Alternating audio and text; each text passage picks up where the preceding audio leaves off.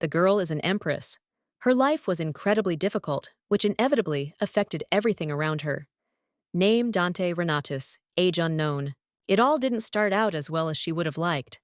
The girl never had a family because she was left all alone to the mercy of fate without the right to choose. The beauty's father was the crown prince who turned out to be a scoundrel. The young man was not going to take responsibility for his promiscuous relationship, which happened not so long ago. After his departure, the girl's mother could not make ends meet, constantly complaining about life. The woman who works as a musician abandoned her daughters in another city, hoping that it would be much easier and better. As a result, the girl grew up on her own, constantly wandering among the city's beggars and street children who, just like her, did not know where to go. Childhood was indeed extremely difficult. Renatus had to eat discarded food, and then, after she grew up, she could steal from the markets to get food for the next days. The year the main character turned 12, everything changed dramatically. There was a turning point in her life that managed to change everything for her. The little girl was interested in one academy, which she would never be able to get into anyway. She dreamed about it, but in the end, all she could do was come to the gate every day and watch the classes. The man, who apparently was the owner, notices the girl bends down and asks if she would like to try to hold a sword at least once. Judging by her interest, she would do everything in the best possible way. The beauty was too enchanted by what was offered to her. It seemed that her wishes would be fulfilled, but getting it was not so easy. Turning out her pockets, the brunette notices the fact that she has no money at all because she lives on the street. The teacher, of course, knew this. Smiling, the teacher holds out a wooden sword. No one knows how things will turn out. If Dante succeeds, she might even be accepted as a student to continue teaching the art. Taking the thing, the maiden sighs. For some reason, there is a certainty that the old master said this as a joke, but if you can't try, then it's impossible to know anything in advance. In order for everything to really be a joke, all that was needed was to join in, which the heroine did with joy, following every instruction given to her. Everything really turned out as well as possible. The beauty's abilities turned out to be amazing, blinding everyone around her. She managed to defeat everyone on the battlefield. Realizing that something is wrong, the brunette turns to the master in horror. She does not know how this happened, because she did not even intend to reveal her talents. The man was serious, so he placed his hand on the child's shoulder and asked if the lady would like to learn the art of the sword for real. The only thoughts that flashed through her head were that the nasty life on the street was over. Squatting down, the teacher asks the student's name, to which she receives the answer that she has no name. This turned out to be no problem. The guy decided that from that moment on, he would call his companion Dante. Now it was necessary that if someone asked who the master of this miracle was, she would say the right name. After that very day, the brunette became the adopted daughter of an old art teacher who, having shown kindness, decided to take this important and big step. Then everything went exactly as expected. The teacher tried his best to teach the girl, putting all his efforts into it, and she in turn tried her best. At first glance, the situation may seem sweet, but in the end, the days of grueling training were no different from the trials and tribulations that had always haunted the poor guy. Dante considered running away, but decided not to take that risk. It was much easier to overcome all the trials than to fight hunger and cold every day, which the ladies intended to drag into their tenacious clutches. The year the main character turned 19, the old master died from how hard he had trained all his life. This was quite expected. The entire inheritance went to his biological children, and the old man did not leave a single penny to his adopted daughter, probably considering that she did not even quite deserve it. The man really pissed the lady off by doing it exactly like that, hoping that he would get away with it. At the end of his life, only the princess looked after him, while everyone else didn't care. After all that had happened, money became the most important thing in the heroine's life. She studied where she could get it, and one day she came across an ad for a gladiator fight. There seemed to be an endless stream of people who wanted to fight, replacing the crowd. Everyone around who was able to fight was interested in easy money. The beauty, of course, was one of them, the very first person who was able to sign up for training, and then for a real fight with bets. The girl promised herself that she would never return to that same terrible life that she had to endure before money became the best thing that could replace everyone and everything around. With such an outstanding attitude, Renatus managed to accomplish many great deeds. One of them was participating in gladiator fights, where the maiden invariably defeated opponents one after another. The next thing the brunette went on was hunting monsters, which also fell at her hands, helping the heroine get a good monetary reward. Everything continued as best as possible, because the lady also managed to join a mercenary squad and take part in the war, performing many incredible feats that certainly left their mark on human history. The most important act was the last one. Dante managed to seal the golden dragon in a cave, thus saving the inhabitants of the planet from the dragon's eternal destruction.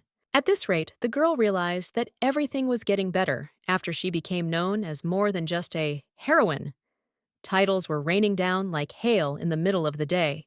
The offers really poured in, just like a mountain. Many proposed to marry their sons or themselves. Some asked to work with them, even offering to pay more than their competitors. And some just wanted the lady to shake their hand. The girl did not expect gratitude, because she did all this only to earn money for food and survival. However, fans followed her everywhere. At this rate, she could create her own country. It seems that it wasn't just the main character who thought in this vein and wanted to make it her signature. The emperor apparently saw something in the girl who had managed to achieve too much. In the year when the lady turned 23, the king, who was her father, invited her to the palace for important negotiations. It was clear from him that he was extremely serious, hoping to get some benefit from it.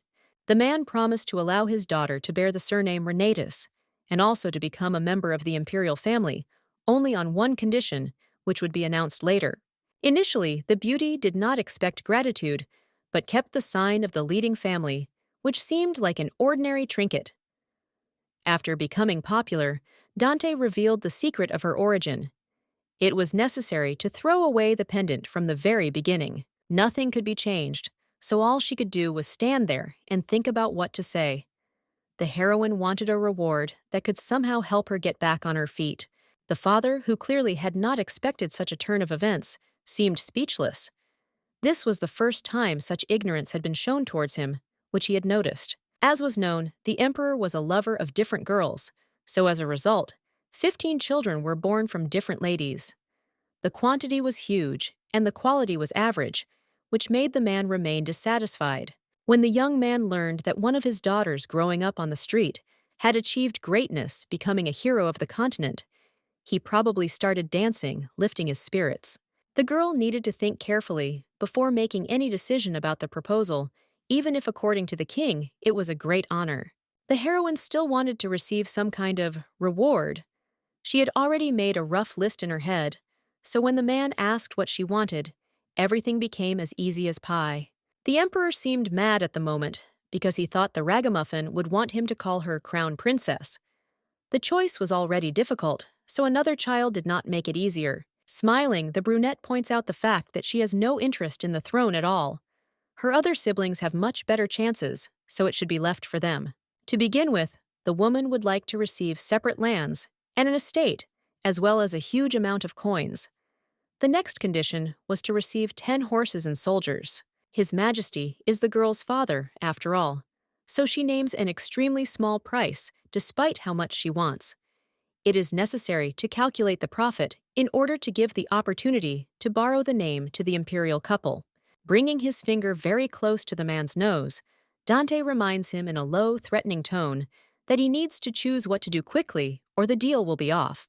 To this day, the girl dreams of a face that tries to swallow curses, slowly agreeing, trying as much as possible not to stutter from indignation. Everything was decided, so the lady agreed to lend her name. This is how a deal was made that will remain in history for a long time, where of course the support of the Renatus family was not mentioned. It so happened that, if the father had refused, the lady would still have lived a wonderful life. But the man had no choice because over time, their family began to lose popular support. No one could simply ignore such a drama, because the brunette was the best swordswoman at the peak of her popularity, who suddenly turned out to be from the imperial family. The woman had done her job, so she hoped that everything would go much more smoothly from now on, since she would no longer have to think about food and clothing.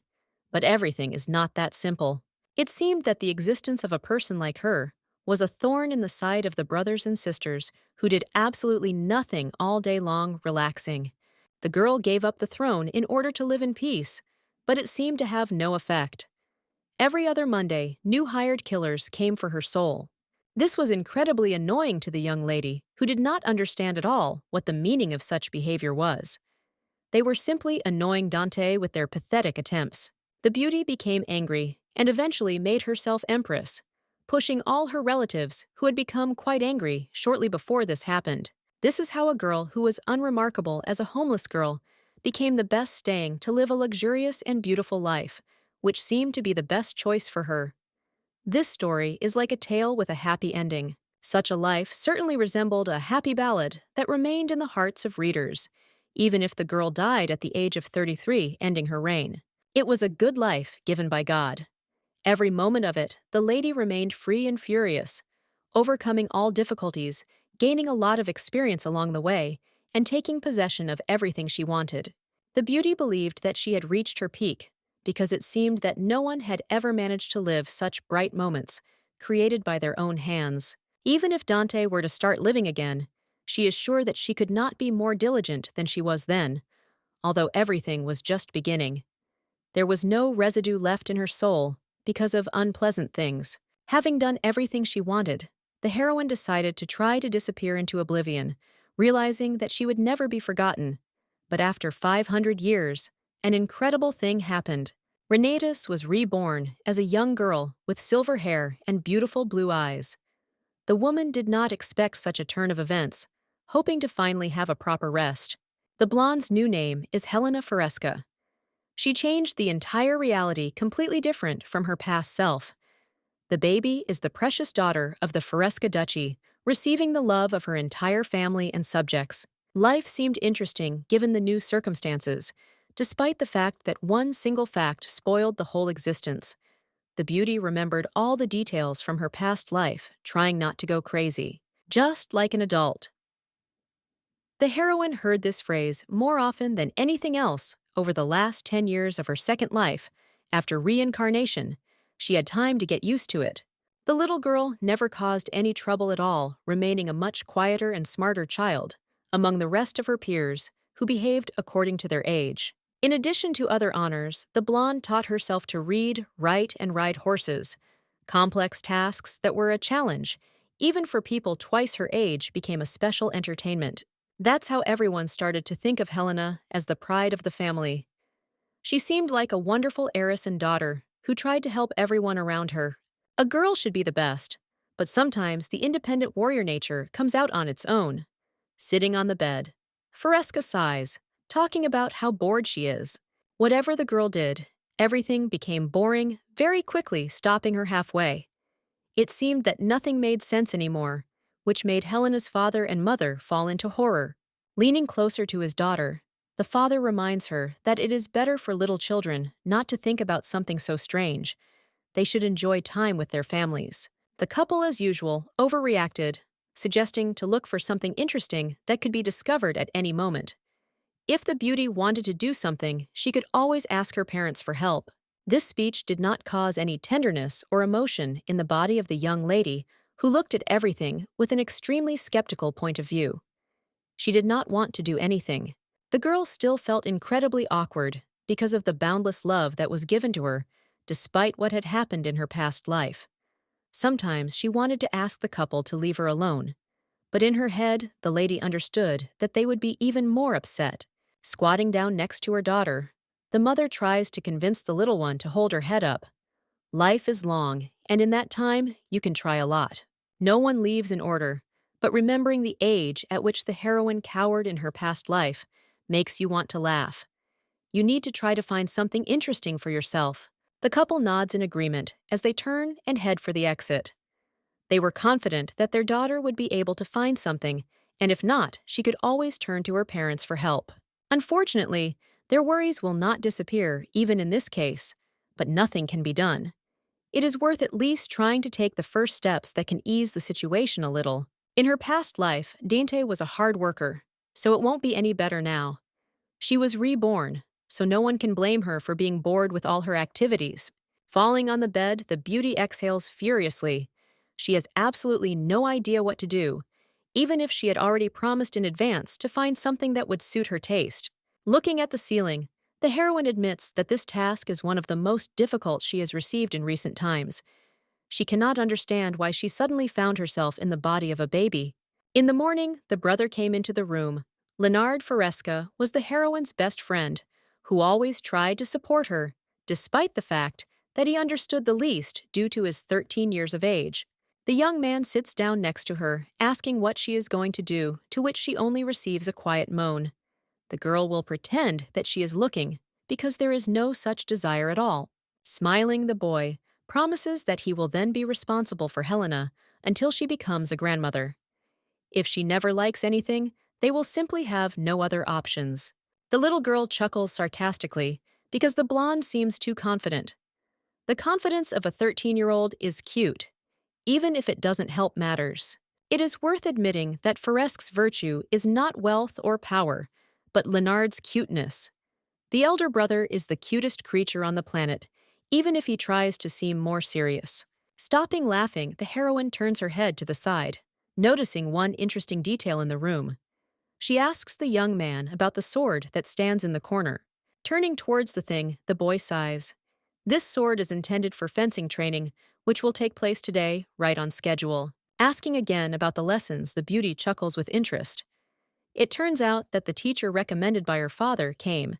He graduated from a famous capital academy, which is located far from here. It's time to learn how to handle weapons, so the blonde asks a lot of questions that interest her, which seem to never end.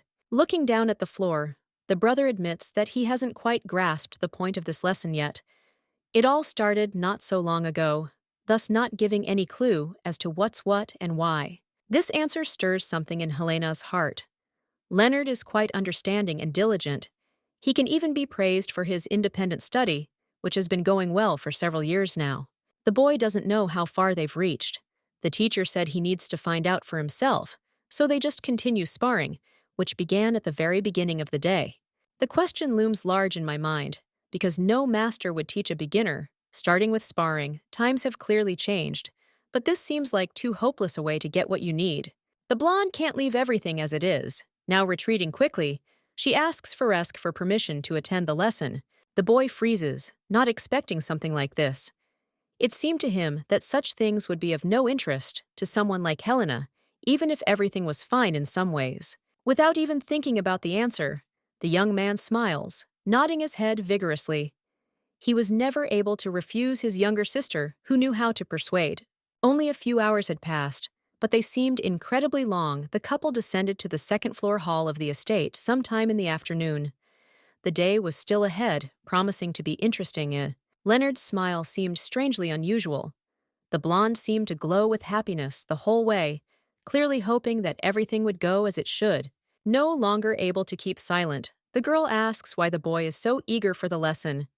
He denies it, saying only that it is all because his sister is clearly interested. Raising his weapon into the air, the boy smiled even more than before. If Helena was interested in swords, then they could train together, which would be even more beneficial for both of them. Trying not to show hidden emotions, the blonde just nods. Her brother completely misunderstood what she was trying to say, despite the fact that the girl tried to explain her point of view. Swords had indeed once interested the heroine, who felt pure delight when she was near them. Now they were terribly boring after all the years of handling weapons. Helena came here only out of curiosity about the teacher, who had chosen a strange technique to teach lessons that were supposed to be completely different. Hearing a voice from the door, the blonde smiles, greeting the teacher. The lady promises herself that she will punish the scoundrel who made fun of Leonard teaching the techniques incorrectly. The man, who looks like he stepped out of a magazine cover, puts his fingers to his temple in greeting. His name is Vitor. His last name was not given because it seemed the guy didn't want to say anything. Introducing his little sister, the boy points out the fact that she won't be training because she wanted to watch the training that will take place there. The girl exhales slowly, keeping her patience. The impression the brunette makes remains strange, so despite the fact that he is a swindler, which he seems to be, the beauty is going to teach him a lesson. Grasping the hem of her dress, the girl tries to force herself to endure curtsying in greeting. She cannot start to resent prematurely when it is absolutely not necessary. Lowering her head down, the little girl introduces herself. I would really like to watch how the lesson will go, even if, according to those around her, she understands absolutely nothing about it. Chuckling, the brunette notes that observation is everyone's choice. However, if she is interested in the weapon itself, it is worth immediately warning her about some details. The girl freezes, raising her eyebrows, trying to understand what exactly the man means.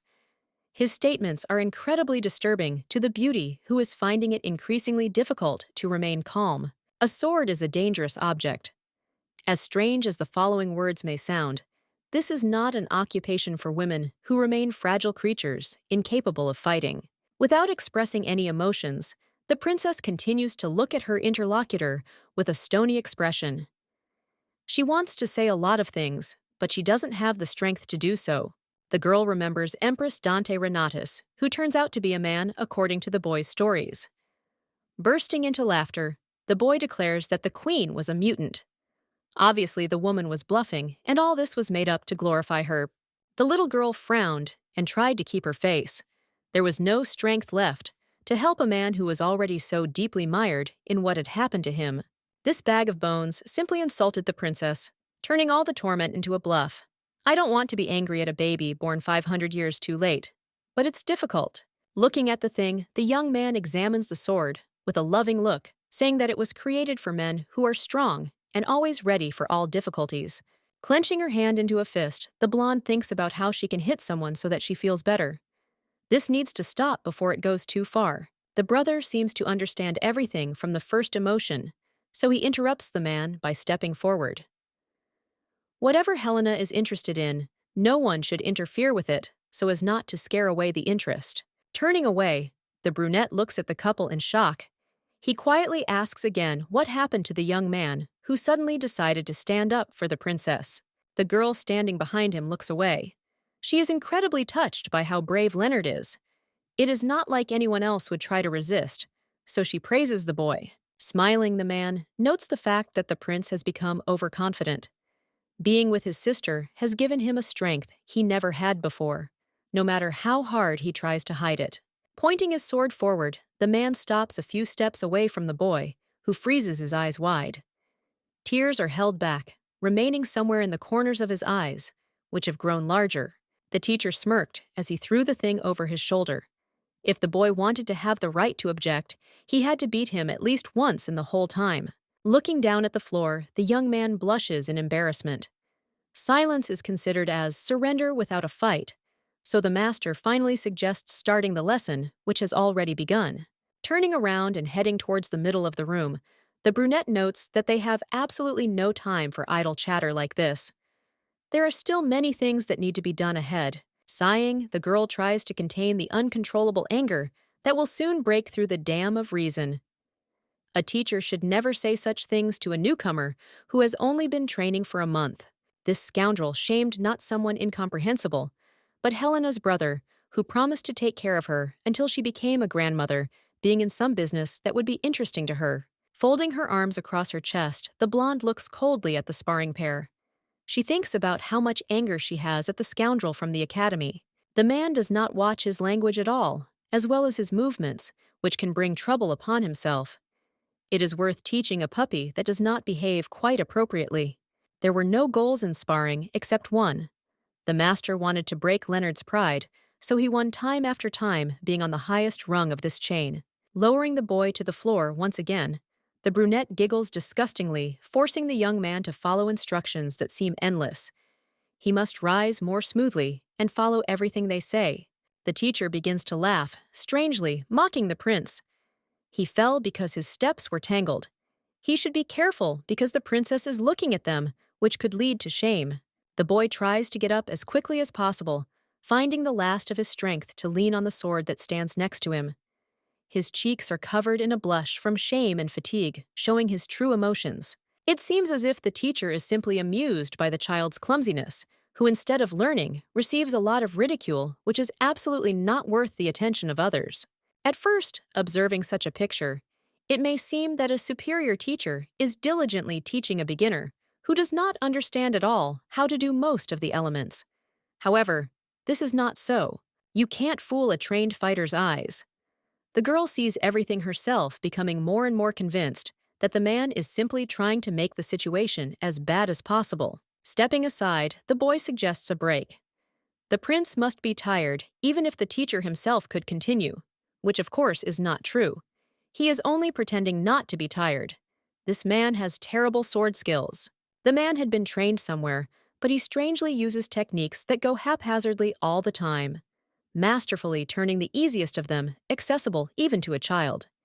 If he had gone out on the battlefield, he would have died long ago because of his own problems. If he had the ability, the Duchess would scold him in a quiet place. But it can be done even here with the help of his brother, who most likely is also thirsty for revenge, which will be carried out very soon. Coming closer to Leonard, the blonde gently places her hand on his shoulder.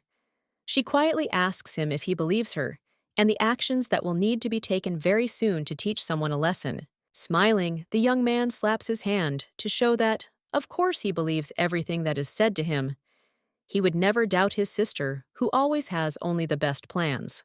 Leaning closer to his ear, the little girl begins to whisper the necessary steps of the instructions. During the next sparring, the blonde will need to look at the teacher's feet, because this is what will help him a lot. The boy looks back at the teacher, who seems completely unaware that an assassination attempt is being prepared against him. Quietly asking again, he tries to understand what the meaning is. Dante noticed one important thing that could very well serve her purpose. During a fight, a man puts his left leg out strongly in order to ensure a clear position for himself. When the fight starts, the brother should aim right there. Don't be afraid to do something wrong, because in any case, it won't end badly, so just poke him in the leg. The blonde seemed taken aback. His huge eyes widened in surprise as he looked intently at the girl, who continued to explain the rules of the game. Finishing her speech, Helena confidently says that he can do anything, which means he can try. She will always believe in her loved ones no matter what. Still not understanding what this is all about, Leonard retreats and smiles to reassure that everything is fine. He will believe his sister no matter what. Interrupting them, the brunette asks if they are done with their useless chatter. The rest time is over, which means that the second round of sparring, which was just beginning, has begun. Extending his sword forward, the man takes a stance that, as Fresca predicted, was an advantageous position for his opponent. This time, the boy is determined. While mocking the student, the master notes that the sister has clearly encouraged the boy, because his manly face expresses all the emotions. It would be good if this had an effect. The young man angrily clenches his teeth until they make that soft crunching sound. He tries not to let his emotions out, but at the same time, stay ready for the battle. Dante sits back down on the couch, folding his arms across his chest. This effect will be more than excellent. The swindler will get what he deserves, because he clearly deserves it. The battle begins. The man rushes into battle, raising his wooden sword straight above his head, only to jump back the next second, allowing his opponent to miss. Leonard tries to defend himself before doing what was originally intended. It's hard to keep trying to keep up when the teacher is dragging the child down. Laughing in a voice that wasn't his own, the brunette lifts his head even higher. These kids are asking for trouble by continuing to disrespect adults, so this fight will temper their ardor. Jumping back, the blonde tries to fight back. Realizing that it is becoming more difficult each time, the master swings his sword more calmly, leaving no time to look at his feet. Looking down, the boy notices what Helena told him. The leg is again forward, making it clear that his sister was clearly not mistaken in her calculations. The girl watches the events closely. Right now, the teacher has given her much more chances than before because of how actively he jumps from side to side, putting his feet forward. Leonard must continue to advance until he achieves complete success and victory. Leaping forward, the boy strikes the left limb, which turned up just in time. Jumping up from her seat, the blonde tries to contain the inner delight that is bursting out. The boy got it right the first time, hoping not to disappoint the princess looking at them. The man can't concentrate, feeling incredible pain. Screaming at the top of his lungs, he doesn't understand how this could have happened. Rushing forward, the boy looks at his master with concern. It seems he has punched what he wanted and received exactly what he wanted. This feeling will remain irreplaceable. The boy did exactly what Renatus told him to do, and she was incredibly proud. The teacher lies injured on the floor, probably feeling ashamed. Standing up and heading towards the people in the hall, the blonde happily congratulates her brother. Today, he showed himself, thereby winning the victory. Standing up and leaning on his elbows, the brunette screams furiously, claiming that these were not the methods that are so cowardly that they cannot be taken into account. This sparring was not valid. Sitting down next to him, the stone-faced blonde says that she knows nothing about swords, and her brother is a newbie. He didn't have much choice in techniques. The man must admit defeat. Without allowing her to finish the last sentence, the brunette jumps up, shouting that the princess has no right to interfere in men's affairs, which should remain only between them. A quiet laugh fills the room, which you want to escape from. He is non-recyclable garbage, who has no future in this world. It seems that he has lost the battle with his mind. Without thinking twice, the girl asks her brother to lend her the sword, reaching out for the thing in order to immediately intercept it into her possession. The game will be played by different rules. Not allowing the man to move forward, the blonde points the weapon at him, ordering him to attack or defend himself. It will be up to him. The girl remains persistent, ordering him to attack so that she can show why the teacher lost. Laughing, he says that if he is injured, he will have nothing to do with it. Standing up, the brunette takes a pose that proves that he is about to lose. It is impossible to forgive someone so terrible. He got overexcited, hoping that he would win against the child. By attacking, he hopes that he has at least some chance, which is a pure misunderstanding. This degenerate is a complete flaw that simply stands out as an eyesore. Carefully dodging, Dante asks his brother to pay attention. By blocking an attack to the face, it is easy to miss it, allowing the enemy to tire much faster than it should. Leonard freezes, unable to say anything. He watches in amazement as the fight seems to only gain momentum with each passing second. With her sword thrust forward, the blonde deftly makes her opponent feel strange about everything that is happening. Victory is already very close. The man jumps back in horror, still trying to fight. He tries to make sure the child loses this time too, but this time the outcome will be completely different. The teacher underestimated the princess because she was just a child. Intending to ask her about his useless abilities, the young man chose not the best method of those proposed. You have to be quick and sure. As Dante gives his next instructions, he turns his hand, letting the other sword slide. The anticipation is too sweet because the stance is shaken. Still trying to dodge, the brunette straightens his shoulders. He receives a blow to the stomach, which makes him double over and start coughing. There will be no more mercy, and this was the final step. Raising her leg up, Fresca pushes her body down, causing it to fall onto the cold tiles, remaining there after all the tricks of a 10-year-old child. This mediocrity simply wanted to show off to the newbies by pretending to be strong, not teach them fencing. He taught his student, who was a prince, absurdity. Sighing, the princess says that it was so simple that she wanted to yawn. Standing up, the master tries to put two words together into a sentence, not understanding how it happened. As in the previous life, everyone who touched the family suffered a collapse at the hands of the knight. Smiling, the girl repeats the words of the guy, saying that the sword is not suitable for him. The best solution would be not to touch such a terrible and dangerous object, but to start embroidering. Crawling back, the enemy still won't calm down. Trying to object to everything that has been said to him lately, he doesn't want to just accept it. Raising her hand in the air, the blonde makes the master shrink and start shaking from the fear that has been present in the room for the last few dozen minutes. Throwing the wooden weapon into the air, the heroine turns around, no longer feeling any satisfaction or any desire to be in this place. Seeing the sword approaching his body, the man screams in horror, trying to get up as quickly as possible. The pain gets in the way, so he remains sitting on the cold tiles. As she approaches the door, the blonde stops only to say that the teachers are no longer welcome in the palace, along with his strange teaching methods. The weapon hits his head, causing the boy to fall and cower. He got what he deserved today, even if he was hoping for the usual favorable outcome, which was not destined to happen.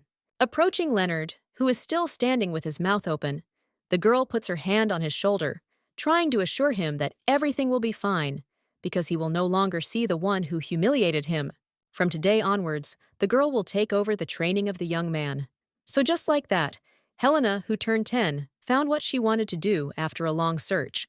Arriving at her parents', the girl tries to express her point of view as gently as possible. She wants to teach her brother the art of swordsmanship, which will obviously help her not to be bored anymore. The girl decided to tell this news to the married couple, who promised that they would support their daughter in absolutely any endeavors that she liked. It could be said that they were not completely delighted. However, it was more like a veil that covered their eyes. After all, after everything that had happened, they seemed extremely surprised. There were many questions that one wanted to ask. The couple, despite their words, refused the children purely for their safety, without even explaining the exact reason, hoping that they would figure it out themselves. A week passed that seemed to last forever. Duke Fresca's office was as usual, completely silent, despite the arrival of his daughter. Turning to Helena, who was interested in reading the book, the father informs her that he sent a man and found out about the teacher she fired. They needed more information. It turned out that due to the lack of points, the guy often stayed for a second year at the academy, which affected his career. The friend who recommended him apologized for a long time after what happened. This swindler didn't even surprise the princess, because his insides were immediately visible. The father believed the reputation of that academy and his biography, and was deceived. Fresca is not a family of swordsmen who try to fulfill their task. That is why the Duke trusted his acquaintance in this matter without verifying the information. The man couldn't even imagine that the teacher would be useless, that he was even defeated by a 10-year-old girl. Of course, this only happened because she was the main character, but it was also worth paying attention to. Smiling, the blonde is glad that she fired the scoundrel before it was too late. If Leonard had continued to learn the ropes from him, he might have simply gotten used to the wrong approach that was used. The blonde turns away once again, trying to come up with an excuse. There is some sense in her daughter's words, and she never throws words to the wind. However, common sense must be present as well. She says that she will teach someone fencing, although she has never learned it in her life, exposing herself and those around her to unnecessary risk. Getting up from his chair, the father offers to make a deal. The girl has never been interested in anything, and now that she has the desired thing, nothing can be missed. There will be a guest arriving in the ducal lands next week, and he is the same age as Leonard, which allows for some interesting things to happen. The proposal was that Helena try to train her brother to a level where they could fight without any problems. To clarify, the lady understands that they want her brother to defeat that guest. Judging by Leonard's understanding and diligent attempts, this will be quite possible. The boy smiles. The daughter agreed because she thought she could do it. However, she realized that the offer was more of a provocation. Continuing his speech, the father announced that this summer, Prince Kaiser would arrive and stay at their estate for a not very long time. The young lady freezes in shock at what she just heard. She can't believe that she is being asked to defeat a well-known prince, thereby proving her abilities. I want to run away and forget about the deal, because after the rebirth, this is the first situation in 10 years that has deprived the princess of the gift of speech, which promised to return not so soon. Many say that Kaiser is an incredibly talented child. In the Imperial Palace, he was trained as a future head of state, and of course, he studied the art of the sword. This would most likely be incredibly difficult, since Leonard and the prince had a huge gap in their training. The young man was an excellent swordsman, while the blonde was just beginning his journey. Thus the father hinted that it was better to give up. Her thoughts are distracted by her brother, who grabs her sister's shoulder. He asks if she can see the color of the crown prince's eyes, to which she shakes her head. Turning around, the girl notices a boy. It is said that all people of the Grey clan have scarlet eyes, which seems surprising considering how rare it is among the others. The blonde sighs, casting a skeptical glance at those around her. She doesn't understand this, so she always thought it was nothing special. Reflecting on the past, the Empress remembers how before her death, she passed the title to her best friend, Duke Ellis Grey. He was a wonderful man who always served with his heart and soul. Now it brings back memories, because the girl is sure that it was red eyes, with a kind devoted gleam in the pupils that were looking at her then. The blonde bows to greet His Highness. Introducing his name, he says that it is a great honor to meet one of the royal couple who has arrived. Helena decides to do the same, so she curtsies, closing her eyes, saying her first and last name, which is already known to everyone because of the duchy. Looking at the boy so closely, Dante notices strange similarities between the prince and Ila's. They are too similar, but it makes sense because the boy is his descendant. Without letting anyone finish their sentence, the brunette turns away. If these were empty greetings, then he certainly didn't need them, even if they were supposed to somehow soften the situation. The boy had a nasty character, which was known to everyone around him. Even if that was true, Kaiser was right in some ways, because those were really empty greetings. Normally, the blonde would have pretended not to hear anything. However, due to the prince's resemblance to her best friend, the girl asks what greeting His Majesty wanted then. Gray turns back sharply, his eyes wide. Looking at his interlocutor, he quietly asks what she said, realizing that he most likely misheard. By extending her hand forward, the lady suggests shaking hands instead of unnecessary greetings, which for some reason he did not like at all, although it was accepted in high society. The people around looked in surprise at the outstretched palm, which was still very close to the guy who seemed as amazed as everyone else. Jumping aside, the brunette screams that this is absolutely unthinkable. The girl dared to behave inappropriately, thereby exposing herself to danger. The guy who arrived with the prince grabs his hand and starts shaking it.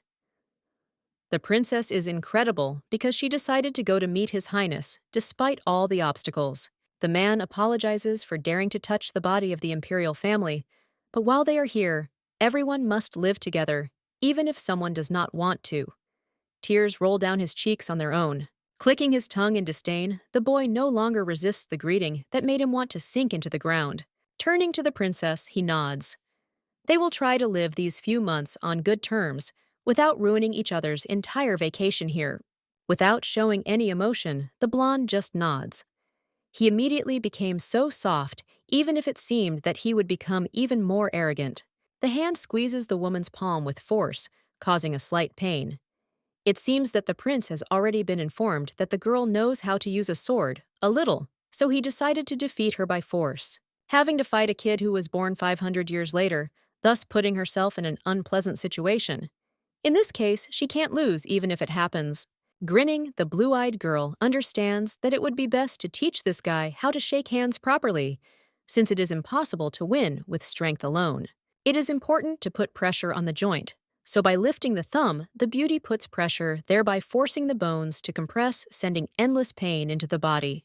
The young man jumps back, screaming across the room at the amount of force put into him that seemed strange for a 10-year-old. He lost even if the fight hadn't even started yet. The servant runs up to His Highness, trying to find out what happened, because the reaction was clearly unusual for those who surrounded Kaiser. Frowning, the boy tries to recover, claiming that nothing happened, even though just a minute ago he let out a loud scream that everyone heard. Smiling, the blonde follows the brunette with her eyes.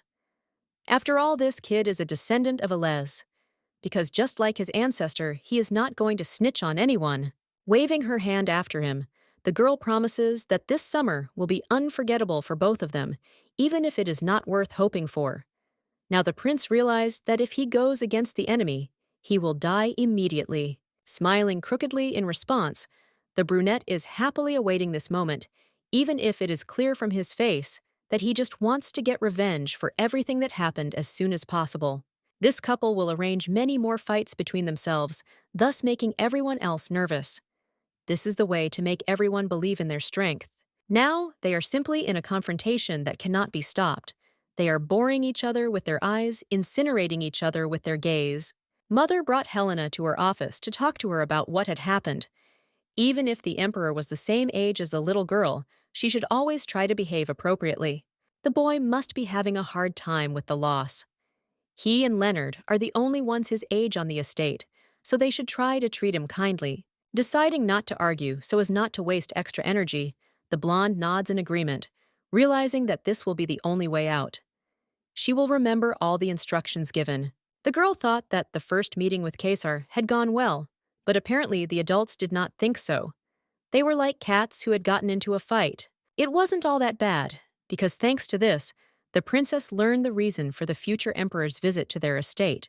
The empress died last winter, so the prince sank into despair, no longer finding any reason to be happy. It was something unnecessary. Thanks to his father's care, the boy left the imperial castle and came here to have some fun. This was the real reason why the leading family was here.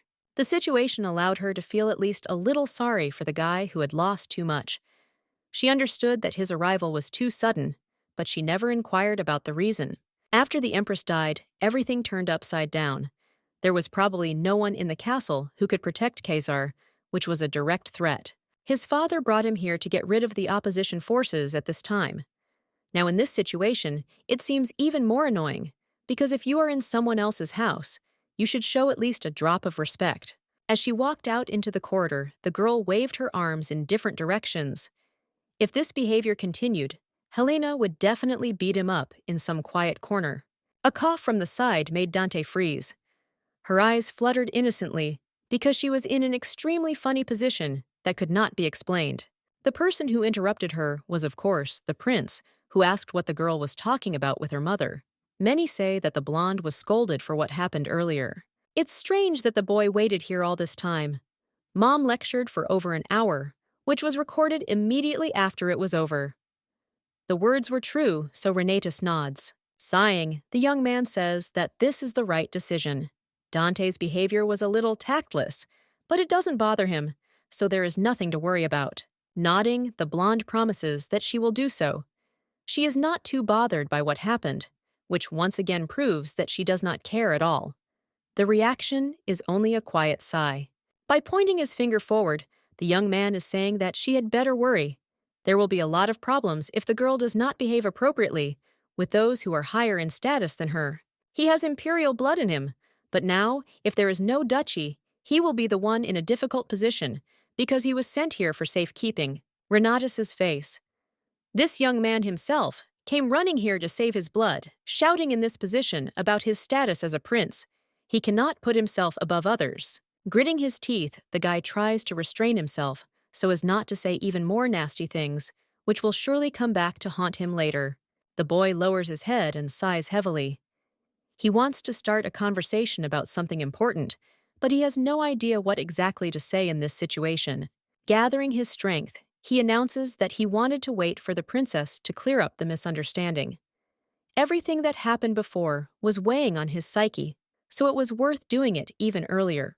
Looking contemptuously at her interlocutor, the heroine sighs. The guy is pretending to be an innocent lamb, despite the fact that with that handshake, they themselves promised each other to tear the enemy to pieces. Without giving a chance to get a word in, the young man continues his speech. His person always causes a lot of trouble, so even this time he is not the most welcome guest in this estate. The fact that the family accepted the boy proves that they opposed the Baller family, the family of the first empress. For Faresca, who left the front, His Highness is just ballast. With those words, the brunette tried to tell them not to show false hospitality to him. He didn't intend to ruin anyone's mood or do anything bad. The blonde froze, trying to understand and digest all the information she had just been given. It turned out that she was the only person who had acted inappropriately. It turns out that the girl was torturing an innocent man who was truly suffering because of what was happening in the castle. This was the first mistake in Helena Fareschi's life. The guy seemed like someone who was cornered, but still trying to do something about his situation, which made it clear that everything was bad. He wanted everything to be like before. The beauty failed, thinking that the stupid prince was too arrogant, but he was already feeling a lot of pressure, so he responded accordingly. Turning to leave, the girl makes no further attempt to explain. It is too late to regret, especially since it was true, because the child was not happy with visitors. In any case, there were more important problems now. It was necessary to think about how to break the boy, which meant that the girl would think that he had begun a strategic psychological attack in advance. For the last time, allowing herself to turn towards the corridor, Helena realizes that she is surrounded by complete emptiness and silence. The prince has long since gone to his room. Heading towards her brother, the beauty simply wanted to talk, but from the doorway she received a question about whether she had made peace with the prince. Obviously, everyone expected that this was exactly what would happen. The girl may have forgotten, but this incident happened in the hall a week ago. There was a bad atmosphere in the air, making everyone uneasy. Putting the sword down, the lady notes that this was a psychological duel between two children. After that, no one is obliged to make peace. There is no need to worry about that boy, unless his father said something about this incident. No one said anything, but they both wanted to live in harmony with the prince. It must have been hard for him to make friends in the Imperial Palace, considering how bad things had become lately. His brother wanted to be friends with him. Such innocent and kind people still exist. And proof of this was Leonard, who still had to make 298 sword swings to complete the training. After defeating that vile teacher, Faresca did not ask anything about the training, realizing that it would be easier. The student's results were visible to the naked eye. The boy trains day after day, so the master should gradually learn the enemy's strength. Nodding her head, the girl agrees to make peace with His Highness. Literally glowing with happiness, the blonde nods vigorously. He doesn't know that it's not true, so he can't help but rejoice. While she's away, he can complete the 295 swings that remain on the list. After several days of observation, the princess learned that Hamilton and Kaiser were practicing swordsmanship on the second floor of the hall, which could be reached in a few minutes. It is obvious that reconciliation is an excuse. First, secret surveillance is needed to understand whether the enemy has strengths and weaknesses.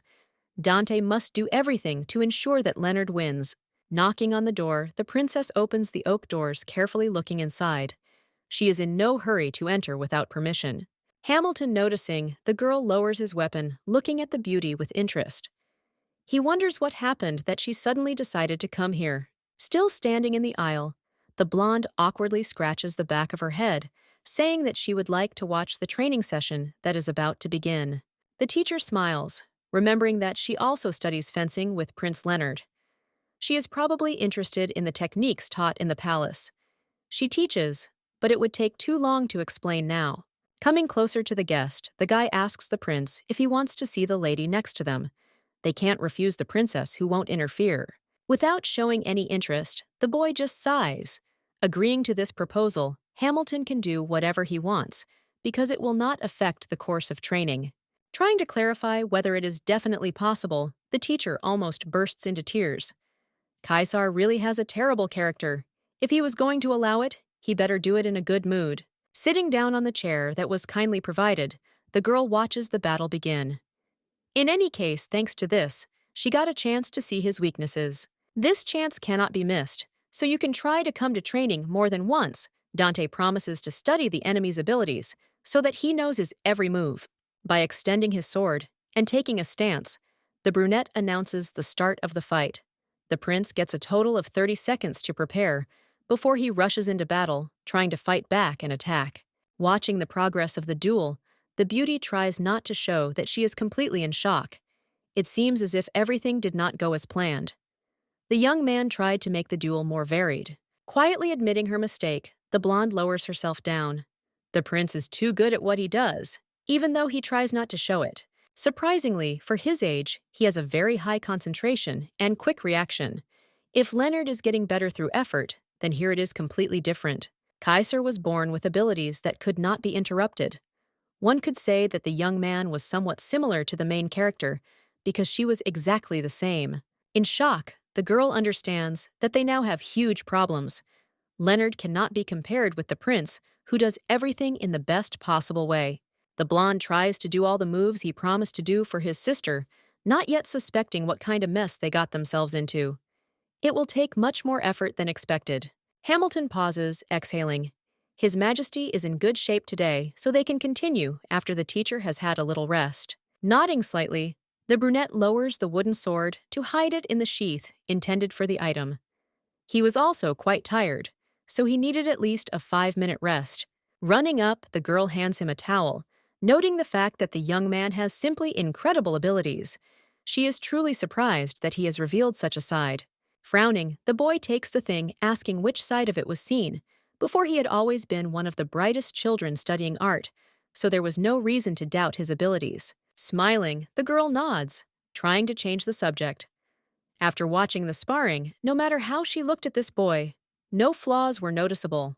There is no other option but to engage him personally and find at least one weakness. If the prince is not too tired, they could engage in battle. Kaiser freezes, trying to find the right words, which disappeared somewhere. At that very second, Hamilton also could not find the words, not understanding how the princess decided to do this. The young man starts shouting. He heard that the girl had only recently begun to learn fencing, which meant she could get hurt. The answer is that one must learn to wield a sword by getting hurt.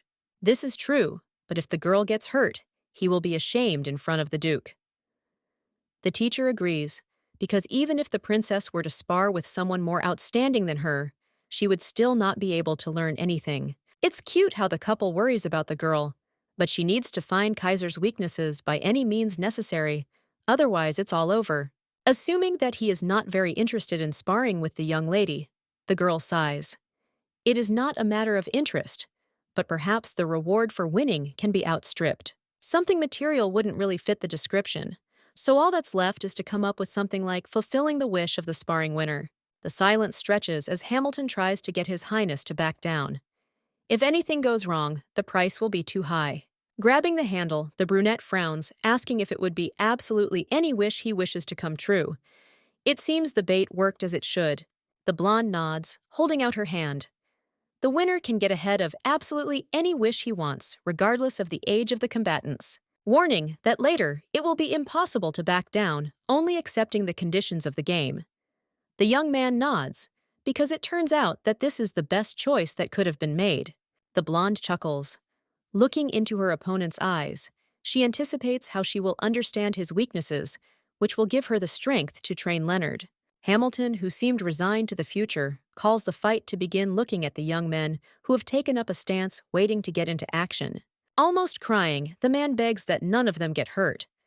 They must try to do everything as carefully as possible, without any bad consequences. The young man does not answer, only thinking that now it is all over. He would like to win without being wounded, but everything will be seen very soon. When choosing a strategy, the princess reminds herself that this is a battle of weaknesses, which means she needs to try to attack the enemy in a variety of ways. The servant announces the start, which means that the next second the couple rushes at each other, starting to move to the side, fighting back with swords. The first way to get what you deserve is a tactic that comes naturally. The side of the thigh is the part that is difficult to protect, which makes it clear that it will be easier this way. Noticing the attempts being made to hit his leg, the boy quickly dodges to avoid ending up on the ground the next second. Deciding on a step that helped bring victory closer, the brunette counterattacks his opponent, who almost manages to jump back. It becomes clear that the duel will not end so quickly. This kid defends himself incredibly quickly, while trying to counterattack his opponent, who is unable to do anything about him. From his scarlet eyes, which are ablaze with the fire of victory, one can understand that the young man is thirsty for victory, no less than his rival, who still cannot concentrate on what she is doing. Swinging his weapon, the prince attacks from the side, forcing the princess to defend herself at the speed of light, while moving in for another blow. Stepping aside, the pair lower their swords, giving themselves a truce of a few seconds to gather their strength and enter the second round. Chuckling, the prince notes that Helena is clearly not a beginner, despite the fact that she said she was just learning fencing. Of course, she wouldn't have placed bets if she intended to lose. The brunette nods, grinning. The girl is right. It wouldn't have been that interesting if she hadn't even intended to try to do what she had planned. The blonde said she was not a newbie, but still the child's body lacked the physical training that the old body had. She thought that recently, while training Leonard, everything had gotten better, but it turned out to be untrue. Reflecting another attack, the girl tried to strike another blow as quickly as possible, which was still in vain. The princess brought the attacks to places that were difficult to block, but each time the guy instinctively reflected them. To resist such a genius, you need to put in much more effort. She simply had no choice but to apply the knowledge gained in battle, rather than the knowledge learned in class. The next attack would definitely be impossible to repel, so the young man would simply have to quietly accept the defeat that had come to him. The sword rushes at great speed, straight towards the prince, who freezes for a second, obviously trying to figure out what to do in such a situation. Instead of being confused, the young man covers himself with his elbow. You can't repel an attack by blocking it with your hand, because that can be incredibly dangerous. Still holding his elbow at the ready, not allowing the object to pass, the brunette swings his sword, which soars into the air next to the heroine. This guy is clearly crazy, trying to look better by using techniques like this. They stand ready to finish each other off, but Hamilton interrupts the fight. Jumping up from his seat, the man runs to His Majesty, asking if he is okay after what just happened to him, even though he brought all the problems on himself. Sighing angrily, the brunette states that he almost won, but was stopped at the most inopportune moment, which ruined everything. By interfering in the conversation, the girl points out the fact that it was a draw, to which she receives a bunch of objections. If the teacher had not intervened, the guy would have definitely won, thereby helping himself to win desire. If the sword had been real, the prince would have lost his hand long ago. This fact was generally accepted, despite the fact that the man tried his best to deny his involvement. Instinctively clutching his shoulder, the young man refuses to take the remark into account. It is obvious that the one whose head is cut off loses. Hamilton, clearly giving in to panic, tries to make Kaiser stop saying such terrible things, but no one listens to him. Turning to his interlocutor, he says that he hasn't had such an interesting sparring match for a long time. Pushing his charge towards the entrance, the master asks what he meant by that. It is impossible to say such a thing because he was asked not to get hurt, a mission which the young man successfully failed. The door slams shut, leaving the blonde completely alone in the huge hall, looking skeptically at those leaving after her.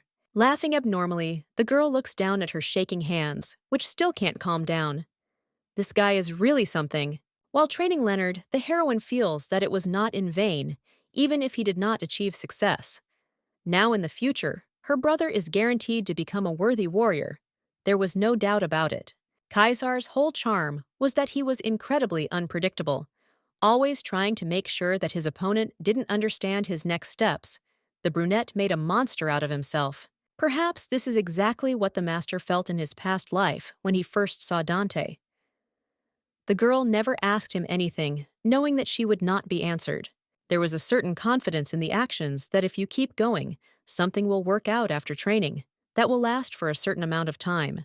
That evening, a dinner was held in the main hall, attended by the entire family, and guests in almost full force. The Duchess asks where His Highness is now. Hamilton, trying to somehow smooth over the situation that happened earlier, simply says that the prince is quite tired, so he decided to stay in his room today. The blonde sitting at the table is clearly tense. The new friend didn't show up for dinner, and that couldn't help but worry her. Most likely it was because of what happened earlier. Kaiser did feel a lot of pain when he tried to block the sword strike. He didn't show it, so she thought it might just be a bruise. But as it turned out, it was much worse. Slowly exhaling in an attempt to calm herself, the princess realizes that it was also her fault, although the young man should have been calmer, or at least more careful. This situation seemed unpleasant for everyone involved. Approaching the door of the prince's room, the Duchess quietly knocked on the wood. A normal, familiar voice is heard behind the door. The heroine promised herself that she would return for lunch immediately after checking on his condition. It seemed that everything was in perfect order. Helena Foresca is worried about another person's well-being for the second time, even if she has never been so worried before. As she walks inside, she notices a boy sitting on a chair. Dante freezes, trying to find the right words to describe what she is feeling now, or at least ask about the prince's well-being. The horror is reflected on the heroine's face. Her arm was broken, so there was no talk of a bruise. She did something terrible to the child, and even if he himself put his elbow in it, meant nothing. The brunette grinned and noticed that his interlocutor had a funny expression on her face. It seemed that she was experiencing horror and confusion at the same time. Sitting down next to him, Renatus asks if the treatment was done properly. Hamilton invited a doctor to help the wound heal as quickly as possible. Folding her arms across her chest, the lady begins to grumble about how one cannot be so frivolous about such things. She knows what it is like, because she too has broken a finger, after which the place hurt and ached when it rained and when the weather changed. Memories come to mind in order to protect herself and save her life. The knight tried to do everything as best as possible, but having failed, she grabbed her sword to stop him. Turning away, Dante says that she wasn't trying to stop the attack, she was just messing around. The best solution was to change the subject, because without noticing it, the princess almost told about an incident from her past life. Asking a few more questions, Helena wonders if Kaiser will snitch that he broke his arm because of the heroine. There is no point in him doing this because he is not a child. He would never act in such a shameful way, But he does not even deny that he does not like the girl at all. She is the same because the guy knows perfectly well that the beauty does not like him. Forcing a smile, the Duchess says that for her, it's just the opposite. In fact, she likes His Highness because she would like to raise such a genius for future victories in battles. Clearly embarrassed, the guy jumps up from his seat, starting to talk about sparring.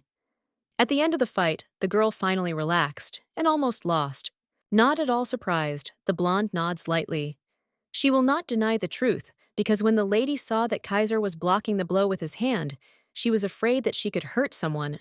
At that moment, the lady could not change the course of the attack, but it was necessary to avoid breaking his arm, so having tried her best, the girl almost lost. It turns out that the prince knew what could happen and knew the consequences, but he still crossed the line and put up a block, exposing himself as a masochist.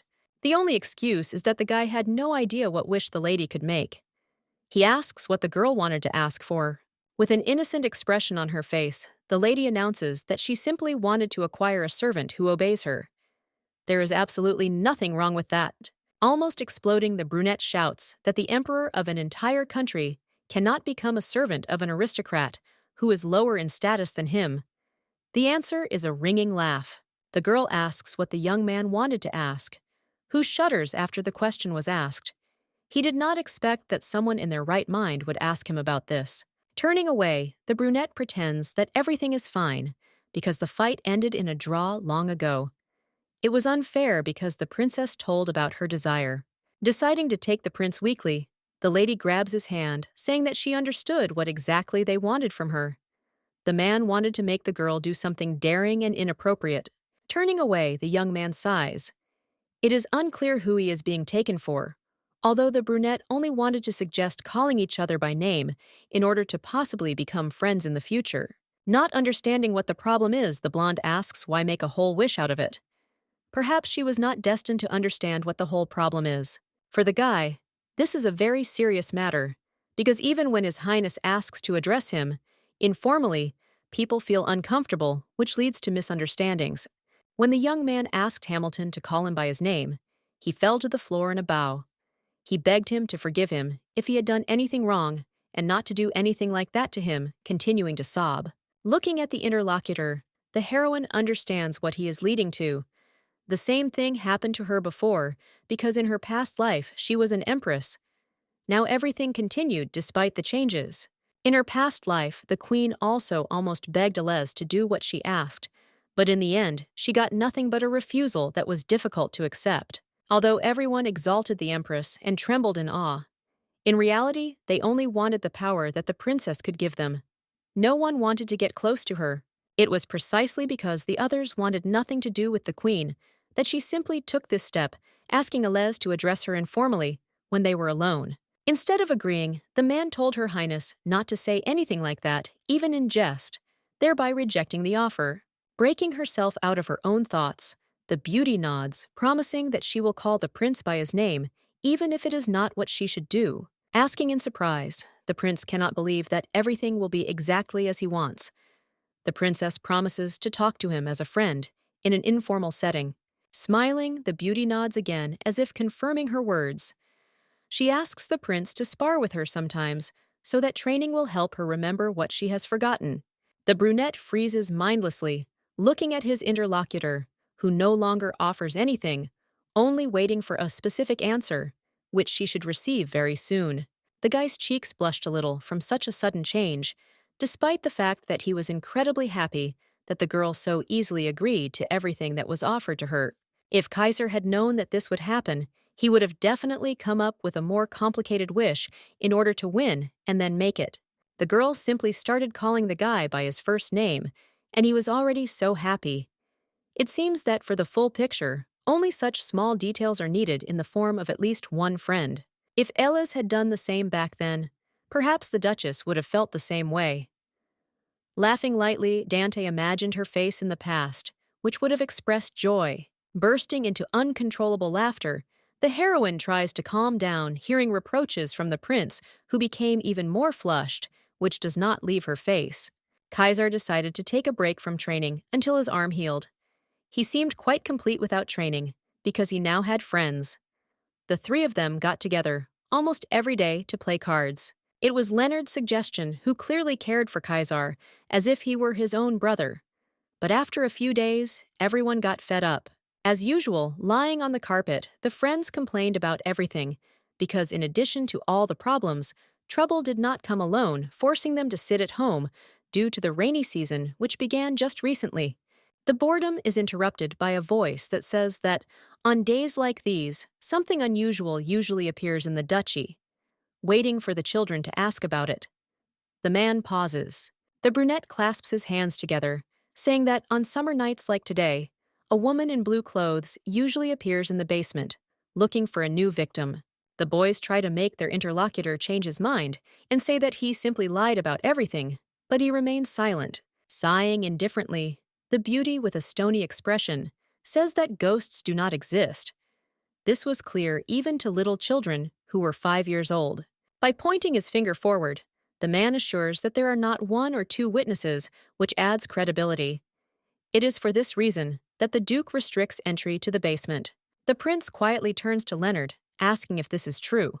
Almost crying, the boy says that the entrance to the forbidden room is indeed closed, so that no one can go there. Of course, the father does not allow to go down and go there, because no one knows what will happen to the one who is caught by the ghost.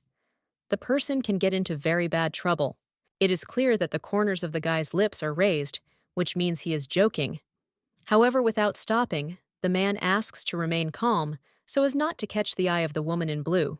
The friends start screaming and grab each other, hoping that this will somehow save them. Obviously, they are children, so they believed another story. Knocking on the door, thus causing panic, the brunette enters, asking that Monsieur Viscount discuss with him the details of the carriage repairs which must be started today. Sighing, the blonde escorts Hamilton out. Apparently, the guy is relieving stress after work, asking those in the room why they were so scared. The girl looks at them skeptically because it's not true. Jumping up from his seat, the prince vehemently assures that ghosts are not a myth and that they exist. They are even in the Imperial castle, not to mention the Duke's estate. They say that on days when the sun disappears, there is complete silence from which you want to hide.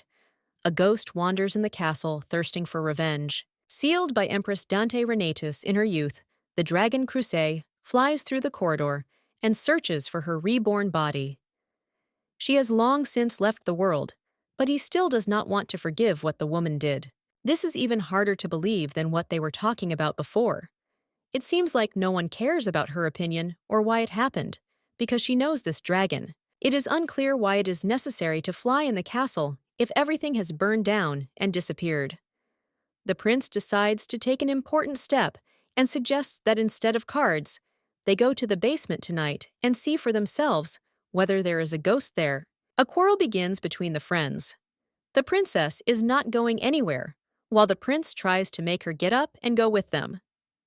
No one pays attention to Leonard. Falling to the ground, the girl rolls onto her back. It seems terrible to do what you don't want to do on such a hot, sultry day. If a couple wants, they can go together. Already switching to threats, the girl breaks into a scream. She does not want to go anywhere regardless of what they can offer her. She just wants to get some peace and quiet. Still, no one left a choice, so the beauty stands in front of the door to the basement, holding a candle to light the road, which is completely covered in darkness. Stopping near the doors, the guys check the door, realizing that it is locked, which is quite logical after all the stories. I don't want to believe that the heroine fell for such a simple trick that was thrown as bait. They wanted to take her on a dare, saying that the princess was simply afraid. This character trait did not go away even after Rebirth, so the Virgin is skeptical about such fun. No one knows where the key is that would help open the door. Taking out his sword, Leonard swings. They realize that there is nothing left to do but break the lock that closed the passage to that very cherished place. Realizing that she has no choice, the girl rushes forward. There is no need to create unnecessary noise, which would surely wake up all the inhabitants. She can handle this matter herself. The maiden, of course, does not have a key, but this is not even necessary because there is always a hairpin in her hair that will help her cope with a closed room letting her friends in. During her time as a street child, she often did something similar. But to deflect suspicion, the beauty says that she only read about it in a book that talked about everything. The door opens with a dull sound, letting everyone in. Once inside, the young people still can't gather the strength to go inside. Taking the candle from her brother's hands, the girl orders them to watch their feet. From here, she will go first in order to prevent any problems that might arise. The opinion changed because Leonard took the blow, being the oldest. Carefully descending the steps, he looks around to see what awaits them. The atmosphere in the basement was even worse than she had imagined. The dampness and dust were of no help, but she had to pull herself together because if one of them got hurt, only the heroine could take care of her friends. There was nothing scary here, even if at first it seemed like there was a ghost. In the depths of this tunnel, there is a canal, because everyone hears the murmur of water, which makes it clear what exactly it means. There are definitely no ghosts here, but the temperature has dropped dramatically. At the beginning of the stairs, the temperature almost took your breath away, and now your body literally freezes. The couple finally realized that everything was okay, and the story about the woman in blue was a lie, which meant that it was time for them all to head upstairs to return. The iron door slowly rises, revealing itself, allowing the boys to see something in the distance. A little nervous, the blonde carefully examines the darkness in which something is visible. In the distance, a strange silhouette appeared, in a blue dress, that looked suspiciously like the girl Hamilton had described before leaving the children alone to repair the carriage. The boys run in different directions, breaking into a frantic scream. Their eyes widen in a split second, thus making it clear that they are experiencing shock. The blonde, who didn't expect to see anything like this in the basement, heading here, just to prove to her friends that all this is not true, looks away intently. She can't believe that there is a person there. Grabbing the lady by the arms, the friends drag her out of the basement, continuing to shout about the ghost they had just seen. There was no point in resisting any longer. All that remains is to say thank you for the fact that the guys, despite their fear, brought the girl with them, because now they could remember what happened for the rest of the time, on a permanent basis. Father, as usual, was sleeping peacefully in his bed with his wife. But the screams from the corridors made him wake up. He wanted to get some sleep, but that's exactly what happened now. The servants, like all the other inhabitants of the estate, were also sleeping at such a late hour. But even for them, the noise seemed too annoying, which was incredibly irritating. That's how the whole house woke up right in the middle of the night. Thanks to what happened, the adults learned that the kids had broken into the basement to check for ghosts. The boys sit on their knees with their hands stretched into the air. Kaiser cannot stretch his left hand, so he sits looking at the floor displeased. This punishment seemed deserved. Dante frowns. She doesn't understand why she was put there too, if she didn't even plan to go there, much less believe in ghosts that didn't exist. No matter how much the lady thought about the man who appeared to them, it was just a mirage that turned out to be fake. She did not want to believe in such nonsense. When asking about the mirage, the prince points out that it is usually seen only in deserts, but the princess refutes this myth. They say that if there is a big difference in air temperatures in a place, you can see something like that. Hoping that it was just as his sister said, the blonde sighed heavily. He didn't want to encounter anything like that again. Turning to his interlocutor, the guy notices that the girl has missed something, thereby forgetting about what happened. A mirage due to the refraction of light reflects objects in the air that are in another place. Most likely, it was a reflection of some portrait, but the brunette did not see any paintings in the basement. Everything seemed even more confusing than before. The young man smiles triumphantly, although he himself is now wildly frightened. There was nothing that could be reflected in the air, thereby creating a shadow. Smiling her characteristic mocking smile, the blonde nods. Goosebumps run down her arms from the fear that has enveloped her entire body like a slight chill. In her second life, Renatus met a ghost, held hands with the kids, and now spent the entire night apologizing to whoever they disturbed with their arrival, interrupting the suffering of the young heirs. Hamilton clarifies whether they mean the very same ghost in the basement that so diligently haunted them. Smiling, the brunette says that he heard about the tiles that are laid out in white and blue colors on the bottom of the canal. Almost all members of the ducal family know that it is these that give such a strange reflection. Asking again, the prince almost stutters to clarify whether it is definitely not a ghost. The servant cannot believe that the children believed this story, so he laughs lightly. While saying that his friends at least had a happy memory, the man noticed strange expressions on their faces. They show contempt and anger at the same time. This is how the friendship story of three young people who had nothing in common began. An unspoken rule emerged: never under any circumstances to tell anyone about that story, Satyr. After people asked how they met, the couple always remembered that day. Even after the questions, the friends stood firm, not going to divulge what they had agreed never to tell anyone. It was forbidden. This idea came to Kaiser, who understood that adults would constantly laugh at what had happened. No more mistakes could be made. Over time, the prince's left arm almost healed, returning to normal. Around the same time in Alpentus, where the duchy was located, the summer solstice festival began, which everyone wanted to attend. Turning to Farescu, the young man asks if they have already been to the festival. If so, he would like to know if they liked it, or if it is all empty advertising. Turning away, the blonde asks the guy to leave her alone, not to interfere with her doing what she wants. The constant questions sometimes irritated her more than anything else. Quickly jumping down from the thick tree on which the hero had been sitting all this time, he asks why the girl doesn't want to go anywhere, to which he simply receives the answer, "I don't want to." Sighing, the beauty realizes that at the festival, people are divided into only two types. One of them is more harmless because they are children, and the other is pickpockets who can take anything from pockets. There is also a third type, little kid pickpockets, who are even more agile than adult thieves who are not so nimble. Jumping up and down, the brunette reminds the princess that she is also a child, because she is one of the youngest. Interrupting the squabble, Leonard says that the village has absolutely nothing to see. The boy has never seen a middle-class festival, and Hamilton forbids him to go alone, so he needs to find some company the next evening, which hits the nail on the head. Perhaps the teacher will allow all three of them to go there. So Leonard, in proposing his candidacy, is as usual right. Daintes should be excluded from their plans because she is simply too lazy. Apart from training, Leonard Helena is too lazy to do anything in this life. No one knows that she managed to work hard while trying to achieve the status of empress in her past life. The prince sincerely feels sorry for Leonard because his sister is his mentor. It turns out that everything is not so at all because Faresca teaches all the arts perfectly. The blonde does not know how to lie, thereby proving that this is true. Pointing her sword forward, the girl assures them that they had better not joke with her. She will not go to any festivals, even if they send her by force. Turning to his sister, Leonard smiles his innocent smile that makes the heroine's heart melt.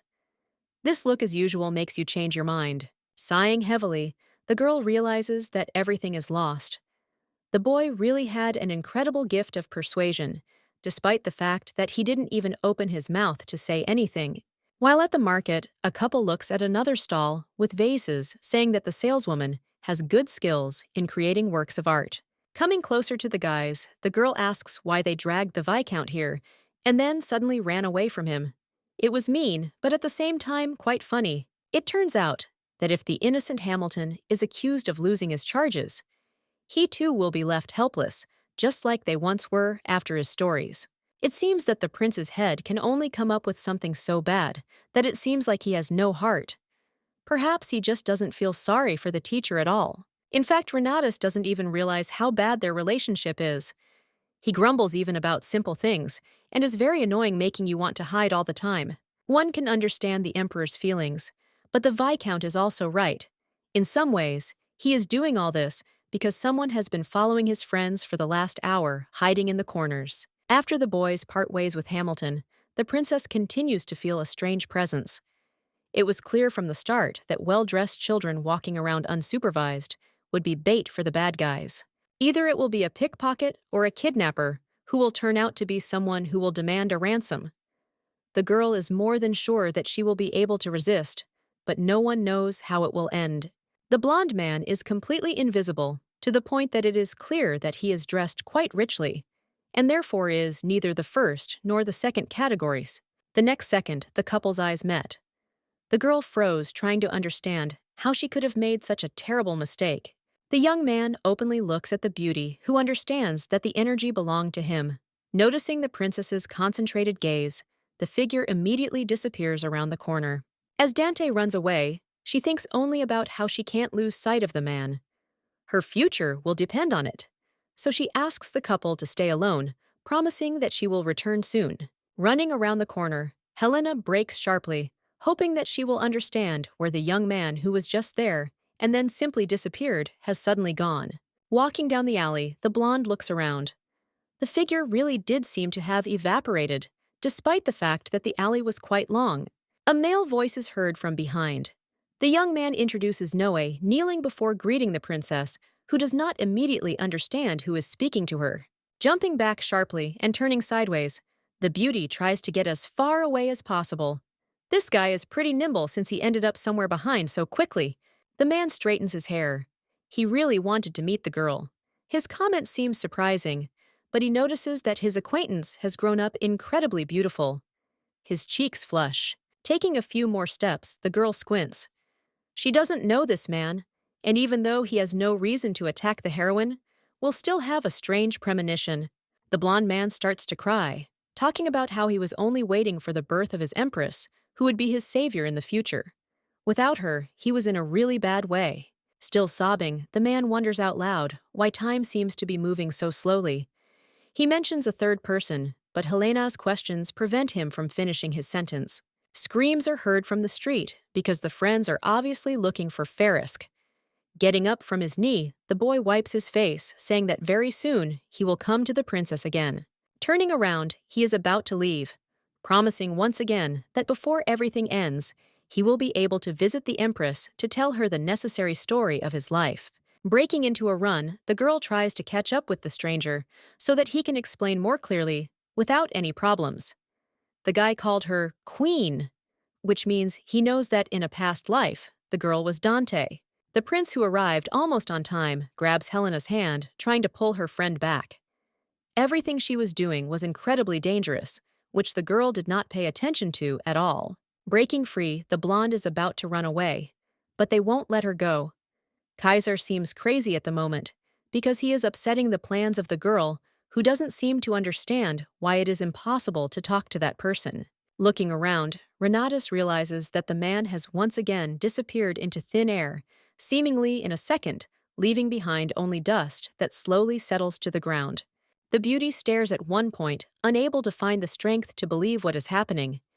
It seems that something is threatening her existence, without letting her understand what exactly is wrong. Asking what the man did, the brunette starts shouting because the answer, nothing, did not satisfy him. The atmosphere was completely different, making it clear that the guy was going to cause harm. Grabbing the princess's wrist, the young man pulls her closer to himself, stopping absolutely any attempts to escape. Trying to justify herself, Renata says that she was only asked for directions, and she gave them to them. The beauty understands that they are worried about her, but there is no need to be angry.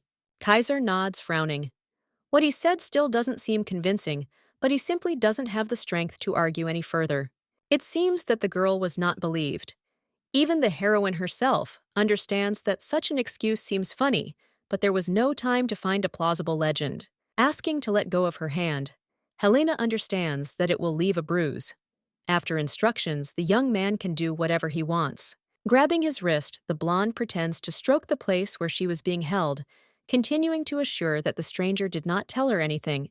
Leonard suggests going further to the fair, to which the prince asks to find Hamilton, because it is time to unite. The boy himself recently ran away from him, and now suggests looking for the Viscount, not even guessing where he is. Sighing, the young man talks about the carriage. Every time Kaiser does this, the teacher waits for him near the carriage, exactly where they parted, so the boy has already run away more than once. The brother suggests going to call the man, but the brunette interrupts him. If he is left alone with the princess, they will definitely quarrel. By suggesting that they go together, the girl tries to ignore the questions on Leonard's face. If Noe is still around, she can't miss her chance. The young man sighs, twitching with anger. She is going to wait all alone, and obviously, when the stranger offered her candy, to follow him immediately to her certain death. Reminding her again that the man was just asking for directions, the heroine realizes that she is not being listened to. The guy promises that he will quickly run there and back, because the carriage is not far from here. When His Highness disappears from sight, he leaves his brother and sister completely alone. It turns out that they simply used him for their own purposes. Turning to Helena, the blonde one last time, clarifies whether everything is all right. Stroking her head, the young man understands that there was no threat to her health or life. Hugging his sister, Leonard agrees, because words always have meaning. But this does not change the fact that he is incredibly worried. He thought that the girl was hurt because she did not come here of her own free will. Sighing quietly, the girl admits that her brother is the best in the world. He is sweet and calm, unlike the one who, although the same age, starts to get angry when something does not go according to his plan. Cuddling up to the guy, the beauty thanks him for the care that he tirelessly gives, while never asking for anything in return. Empress or not, it doesn't matter. Surely yesterday's man was another madman who couldn't control himself. You can simply forget about what happened to continue living a calm life. Still in the arms, the girl relaxes. Now, even the energy that followed the girl has disappeared. It was there from the very beginning, and only now it seemed to evaporate somewhere. If the boy had been hanging around intending to approach, now would have been the time to do so. But if he had disappeared since Kaiser had separated, it was a bad sign. Tearing herself away from her brother, the blonde looks into his eyes with horror. The realization came too late, despite everything that had happened so recently. She should have guessed. The prince found himself in danger, without even realizing it, heading towards certain death, which would most likely await him, unless someone decided to save him. The girl was too frivolous. People had a choice. Either a princess who was worthless, or a prince who had lost his power, but was still in line for the throne, who would certainly be attacked. They don't see His Highness, but the girl is more than sure that he was dragged into the den. There is no one there during the day, so it is easy to hide someone. Breaking into a run, the beauty heads towards the very house that was being discussed. The girl was not just confident, she knew for sure that the guy would be there. Giving instructions, the girl asks her brother to go find the Viscount, while Helena heads to the brothel. It could be dangerous, but there is no way out. Trying to convince his sister Leonard offers his candidacy to go to the place where his friend is being held. Still remaining unshakable, the beauty refuses another offer. The boy runs much faster than she does, which means he will be more useful elsewhere. Fresca sighs. He can't say given the real arguments, given sister never lied or talked nonsense, so it was worth believing. Helena promises that she will do nothing wrong, knowing full well that she will have no choice but to attack first and risk her life. The blonde listens, so she is not going to get into trouble. If something happens to Kaiser, the Duke's family will be destroyed. It would be best to just calmly check the location and wait for the Viscount. The girl is tormented by the remorse that haunts her. If her friend is not okay, she will not leave it so easily, even if she has to swing a sword. Passing by the houses, the beauty carefully examines each one for a closed room where the prince could be. Her attention is drawn to something very close. As Dante runs toward one of the alleys, he realizes that the sound is coming from one of the houses. The front door will remain incredibly dangerous, so he must quietly go through the back. Creeping further and stopping near the door, the girl listens intently to the sounds coming from the house. It seems that there is someone there. Running her hand through her hair, the beauty feels the hairpin that has saved her life more than once. It helps her get inside the building. Carefully making her way into the corridor, the maiden slowly moves forward, trying to make as few sounds as possible, which were heard because of the creaking floor. Voices are heard in the nearest room, offering options for dealing with the prince. A knife definitely won't do, because then everyone will understand that he was killed. The girl freezes, listening to the horror that is coming from very close. They want to make it look like an accident, so they are going to throw the guy into the river. The man grins and leans toward the prince, who tries to move as far away as possible. After the rainy season, there is enough water to stage the whole thing, as if the boy was playing on the shore and accidentally fell. Peering through the crack between the door and the wall, the beauty examines the room. Kaiser is very close, which means everything is in perfect order. Most likely, this is not just a kidnapping, and even if it is not entirely clear whose orders they are acting on, it is clear that there is still time. Intending to throw the young man into the river, the killers will wait until nightfall. It seems that the boy has not yet come to his senses, so he tries to resist. Apparently, the young man still has not realized that he will soon be killed. One of the attackers throws a nightstand at the wall next to the prince. The plan doesn't seem so good anymore, because Kaiser keeps screaming. If they throw him in the river and he gets out alive, then It's going to be bad for everyone, especially whoever ordered this hit. There are no other options left except to kill the brunette, who retreats even further in horror, unable to do anything because his hands are tied. The prince's audacity had allowed Helena to locate him, but at this rate they would not be able to wait for the Viscount. They had to lure one out and get rid of the other at that moment. Approaching the wall in search of the necessary furniture, the girl grabs the legs of a chair, which she then swings at one of her rivals. The men clearly did not expect anything like this, so without having time to react, they turn away in order to examine the person attacking them. A sound in the hallway makes the boys cower. They didn't need witnesses, so one of them was sent to check the situation. Someone threw a stool on the floor with all his might. The blonde sighs, baring his teeth in anger. Something happened too suddenly, making it impossible to understand who exactly appeared here and how it looks strange. Grabbing the leg that was torn off the chair, the girl moves forward with force. Due to the difference in height, it will be very difficult to hit the vital organs, thereby buying herself time. Still, there is no point in giving up, so Helena hits the knees from the other side, which causes incredible pain to the opponent, which bursts out along with screams. Turning around, the blonde tries to spot the one who dealt the killing blow, forcing him to fall to his knees, breaking all his knuckles and skin. The prince moves to the side, freezing, because he already understood that his end had come, but the stranger saved him, giving him another chance. With another blow, the girl makes the opponent fall to the ground, face down, which has probably received a lot of damage that will be impossible to heal. The boy is almost there, crying quietly, calling Helena's name. She somehow got into the house, located on the outskirts of the city, saving her friend. Without answering any questions, the blonde runs closer and lifts the guy up, saying that they need to leave as soon as possible. Another young man will arrive here very soon, who will cause a lot of problems. Without wasting a minute, the couple runs out into the hallway, quickly realizing that their journey is becoming something with obstacles. In the distance, the brunette can be seen, who just recently went to check the other rooms. There's no time to think, so Renatus turns the other way. She's thought of everything, so she left the back door open. It's worth staying as far away from the enemy as possible.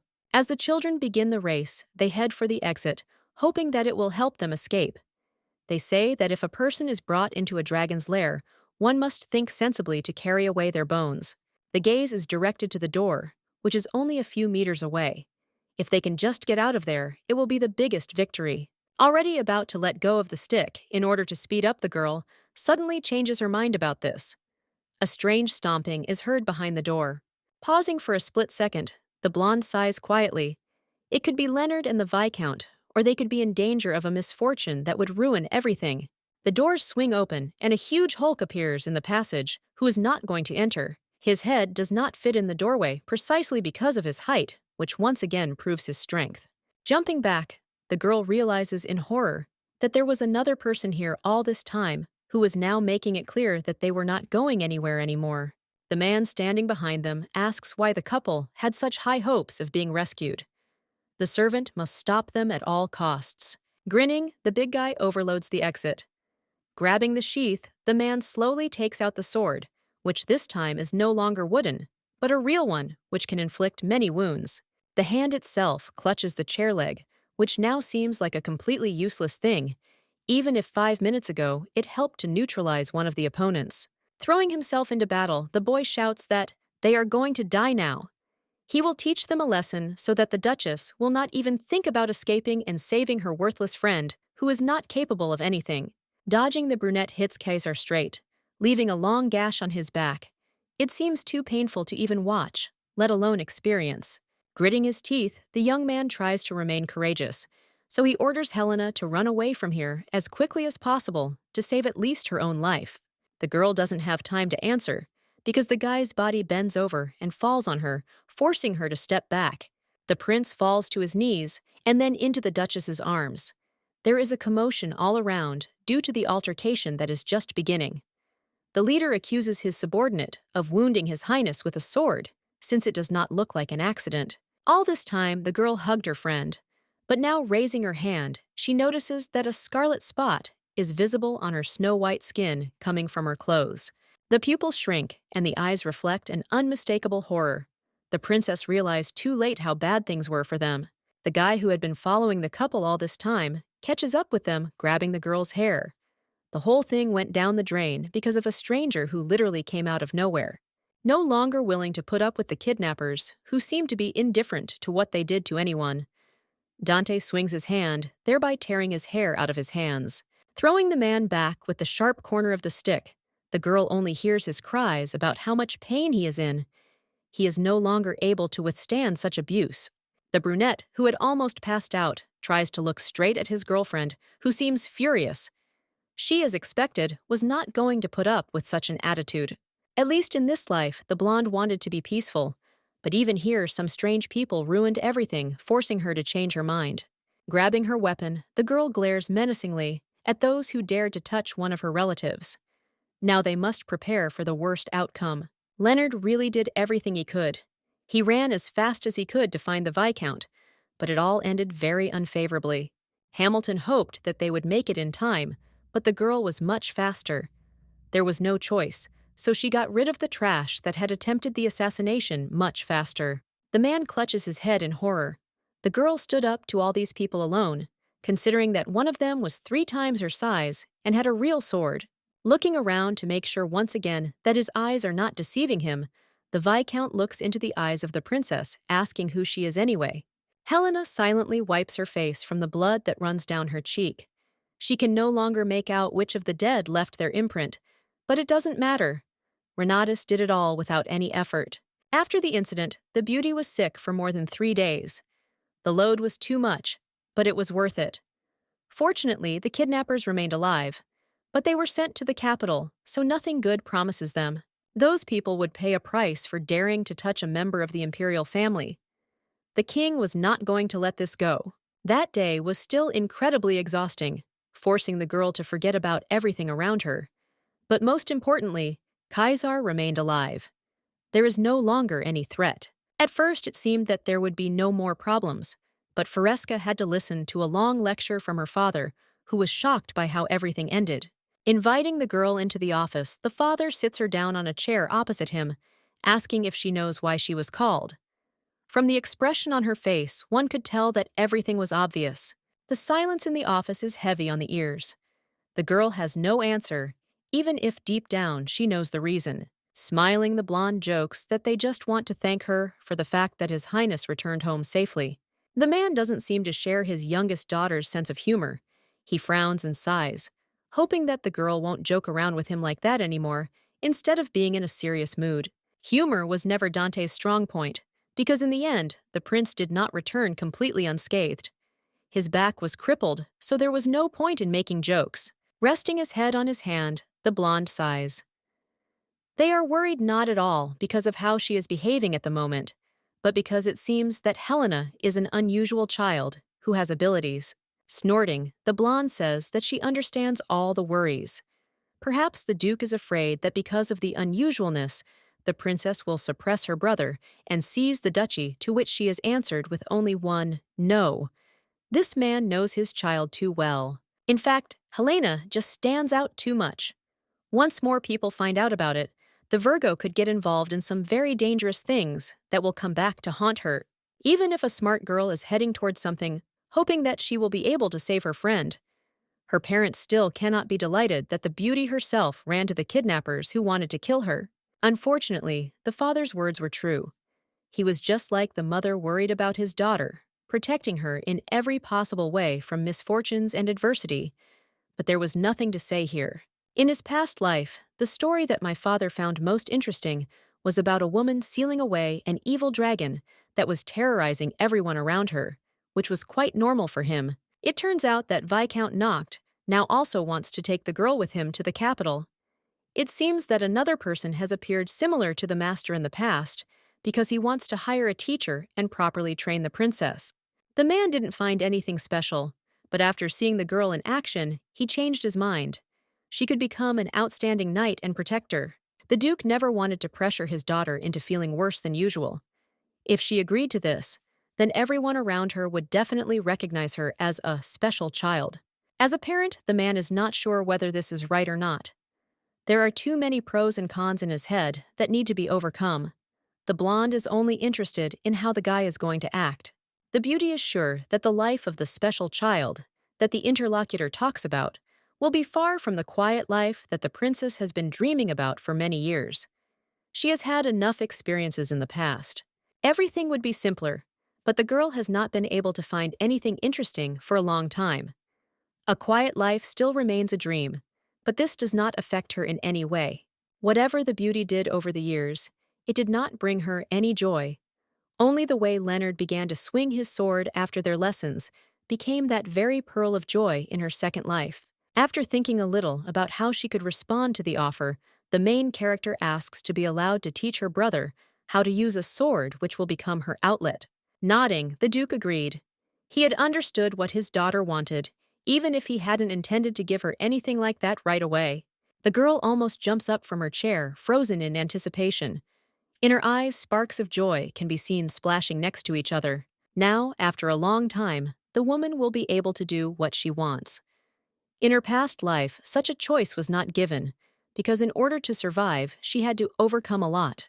Fighting had become her outlet, but now life promised to be much more comfortable and quiet while using the sword which was her best friend. Father gave permission, so any reason to defeat Kaiser was gone.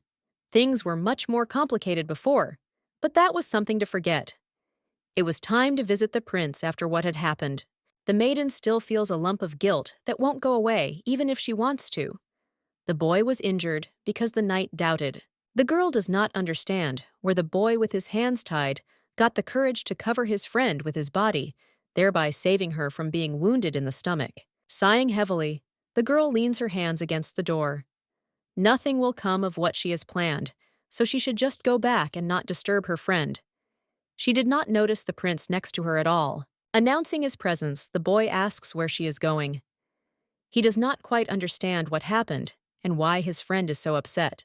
Without letting her anger out, the blonde asks why Kaiser is wandering the corridor so late instead of sleeping. He just couldn't fall asleep and ended up catching his friend doing some important nighttime business. Walking into the room, the guy sits down on the couch. Grinning, he assumes that the girl was going to do something daring to him while he was sleeping, thus giving himself a chance, which is nonsense. The young man turns over, leaning back on the bed. His wound is almost all right, despite the great loss of blood. The place feels like it's burning, but he can move freely, helping himself in his actions. Sighing, the girl says that the young man will probably not be able to marry now. There has long been a legend that the groom must have a docile character and smooth skin.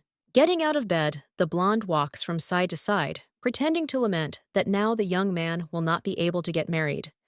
She could say that she is very sorry, but this is absolutely not true. Trying to resist, the prince assures that his friend won't be able to marry either, to which she nods her head. She doesn't have to choose, because her brother has promised to take care of her until she's old.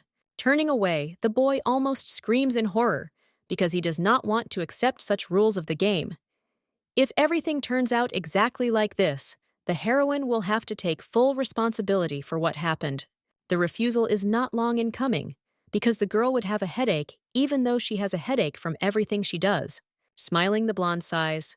After all, teasing, the emperor is a lot of fun, so she needs to quickly come up with something else to cheer herself up. Sitting back down on the bed, the girl calls out to Kaiser. Lately, something has been bothering her, and it is all because of the patient's too exhausted face, which looks too bad. Approaching the boy, the heroine asks how he sleeps. It seems that the old problem has returned, bringing with it a lot of trouble, so the young man cannot sleep. The guy mumbled something under his breath, nodding quietly, hoping that he would eventually be heard. Things really were in a bad way, even if the hero was trying to sleep.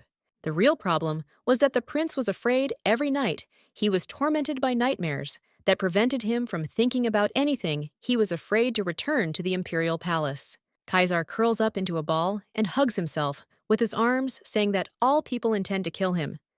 This is not true, but there was still a grain of truth, because the assassination attempt was made very recently. The blonde carefully examines the young man, who has started to shake. His nerves are starting to give in, and if he doesn't get help, the whole situation can only get worse after everything that happened. Gently tugging the blanket, the beauty reminds him that there are people in the world who want to protect him. The Viscount and the Duke are among those who definitely care. Jumping up, the young man lights up his face, tears streaming down it. He does not want any throne because a quiet and peaceful life would be much better and more valuable than anything else in this world. Sighing, the heroine admits that it was expected. He's only 14 years old, which makes you worry about everything around you, especially when the guy doesn't know the future. The hand clutches the blanket with fury, while the owner, trying to calm down, breathes heavily. He never gave in to pressure, and all this time tried to be what was expected of him. Time passed, and the fortress fell because the brunette was just a child. He simply broke down because of those who wanted to get rid of the prince. Realizing that support is the only truly important thing to do, now the girl quietly calls Kaiser by name, hoping to attract his attention. It certainly won't get any easier, because even if the young man renounces the throne, the attackers will still have reasons to worry. They will try to kill the prince at any cost. Shuddering, the brunette stares at his interlocutor in horror. He doesn't want to believe in the horror that could happen, but as long as Kaiser remains the crown prince, there are those who intend to protect the master at any cost. This is exactly what the princess learned in her past life. Every action was taken from reality, because this is how the girl got rid of her half-siblings. Sitting up on the bed, the brunette grabs his head with his hands. It seems that he is now cornered and in the most hopeless position imaginable. Smiling, the girl assures that there is nothing complicated about it. Kaiser is first in line for the throne, which means he should just become emperor. No one knows that Dante was already empress. By shouting, the boy says that it is much more complicated. The friend reasons exactly this way because it does not apply to her, but she knows what to talk about and knows how to help. You need to show your opponents that if they touch the prince in any way, their lives will end too. The more they push you into a corner, the more you need to step forward to show everyone around you what you're worth. The boy won't be able to do what he's asked to do. He's not as strong as the master, so he has no idea how to stand up to others. One only has to object, because the future emperor is much stronger. He saved his friend, risking his life, even knowing that it could not end well. Helena holds out her hand, interlacing her fingers. The boys are indeed much stronger, so he simply must become emperor, without running away to hide away from the others. Deciding to encourage his friend even more, Fresca promises that she will never leave him, striving for him to become emperor in the future. Memories of the day when the maiden sitting opposite him deftly dealt with everyone around her, snatching the sword from her opponent's hands and then taking his life come flooding back to him. He can definitely rest easy. Still holding the girl's hand, as if this were his last salvation, the young man nods, saying, "Thank you." All that remains is to sincerely rejoice and hope for a good future. After everything that happened, the couple went to sleep next to each other in the same bed. Dante didn't want to leave her friend in such a sad state, especially knowing that he wouldn't be able to sleep without someone next to him. That night was long and scary, but being alone, they were able to overcome everything in the world. The wound Kaiser received on his back faded over time and became an invisible scar. He clearly had a complex about how he looked now, but his girlfriend was always there to cheer the prince up. Hamilton tried to persuade the princess to go with them to the capital until the very last moment, but the girl's father firmly refused, forcing the Viscount to fall behind.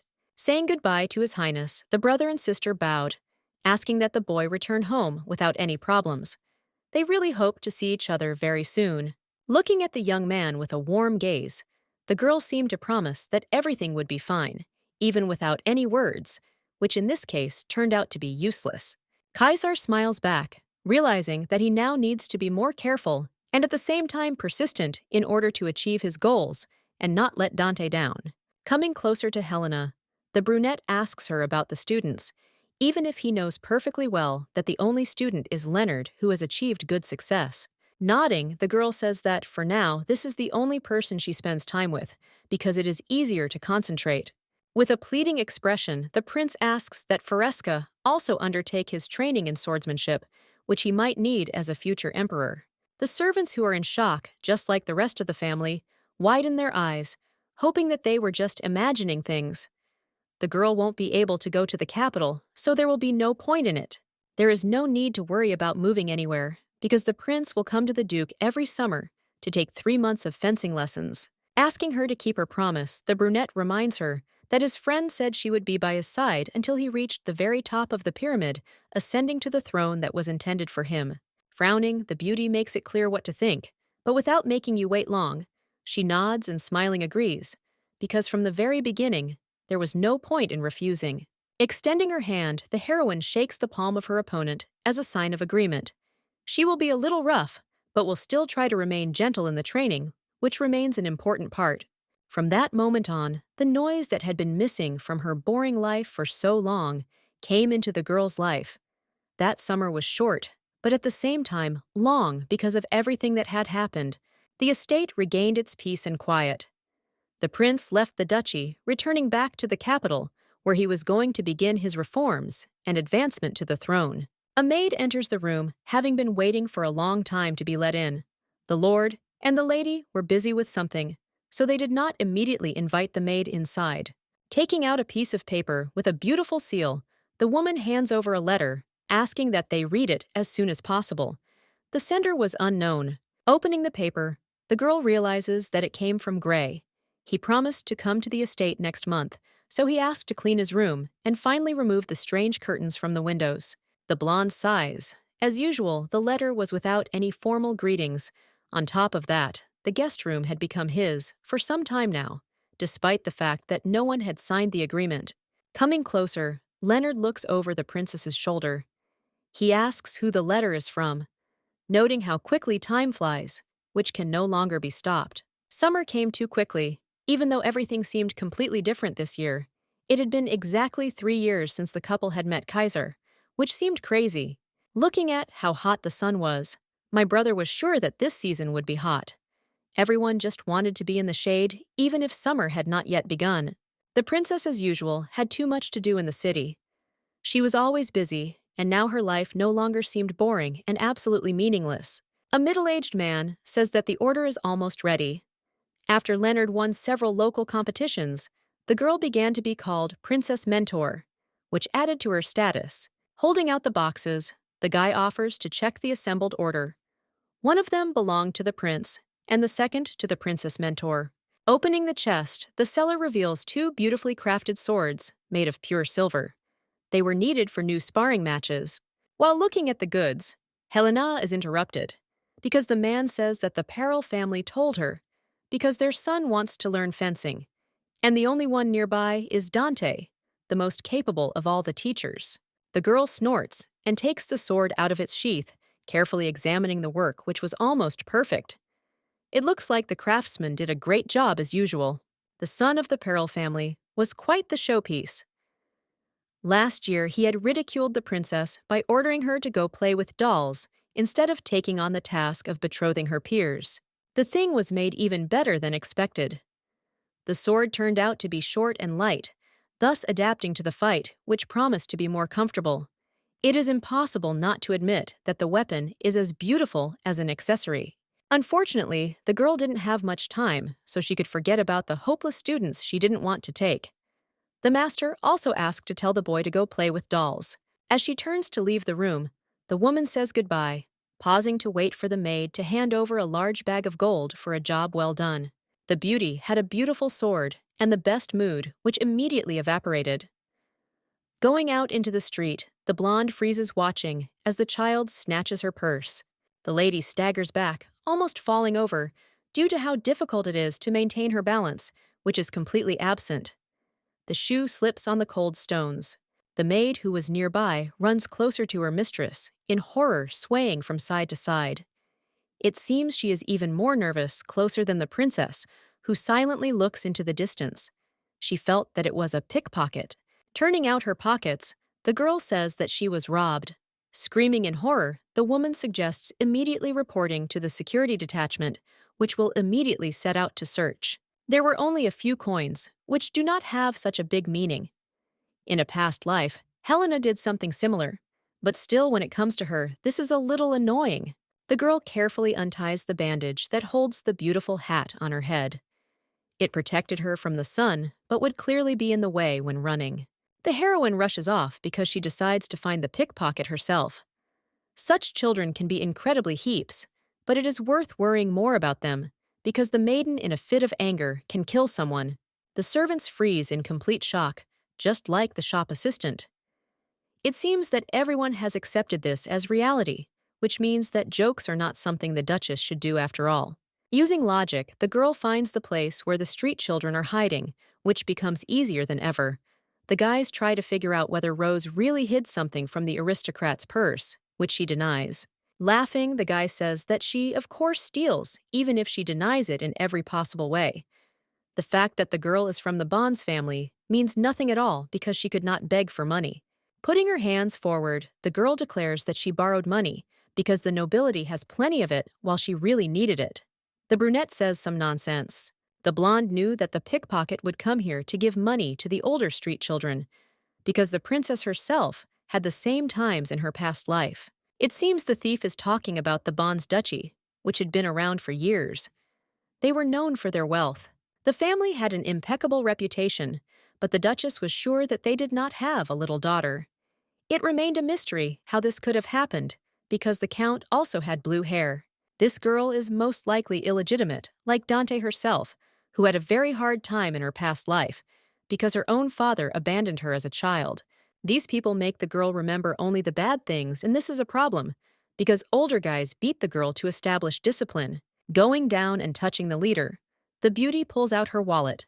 Today is definitely the day to use a sword that is designed for fighting. Grabbing her hand, which has turned red, the brunette jumps aside, asking who she is. The guys standing behind her stop and look at the princess in surprise. Smiling, the blonde assures them that she is the owner of the purse that was stolen from her.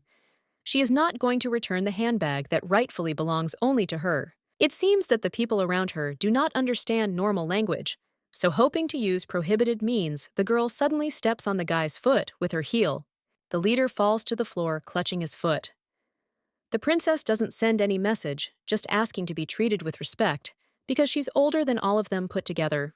Grabbing each other, the street kids evaporate at the speed of light. According to them, the lady was clearly crazy, so the best idea was to just run away as fast as possible, moving away into the sunset. Children today are too cowardly. They didn't even try to fight for what they had managed to get, so there was nothing more to talk about with them. All but one person were truly gone. Only the girl from the Bonds clan remained clutching a rock and glaring at the enemy. Most likely the child is going to attack, which is what happens. Picking up another stone, the brunette rushes into the fight, ordering her wallet back.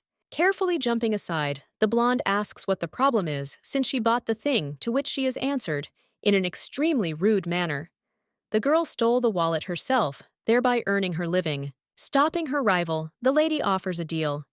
If the girl can hit the princess at least once, she will give all the money from her purse. Not believing his happiness and the words spoken by his interlocutor Bonds, hesitantly asks again, hoping that it is true because she really needed the money. The condition is not so simple, because if the maiden gives in, she will become a servant, who will be obliged to serve the Duchess in the estate. Laughing lightly and breathing heavily, the brunette nods in agreement. Such conditions are more than satisfactory to her, because she still doesn't know who exactly she's dealing with. Noticing the enlargement of her pupils, the blonde notes the fact that her rival's gaze has become more piercing. This is what was needed, because the heroine knew in advance that she would remain with the win. The attack will have no effect, and this becomes clear from the first seconds of the fight.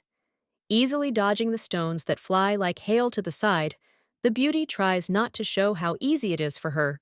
The hand rises into the air to catch the hilt of the sword, which has been attached to the back all this time. The convenience allows each movement to be made faster. Jumping to the side, the Duchess goes on a counterattack that is almost impossible to repel for an inexperienced fighter like Bonds, who screams helplessly, swinging her weapon lightly in a way that would not hurt the girl. The noblewoman adds fuel to the fire by saying that the thief can do nothing to her. She did not expect the princess to attack, but she did not say that it would not happen. Dodging again to avoid getting hurt, the brunette screams that it was a trick unworthy of being used.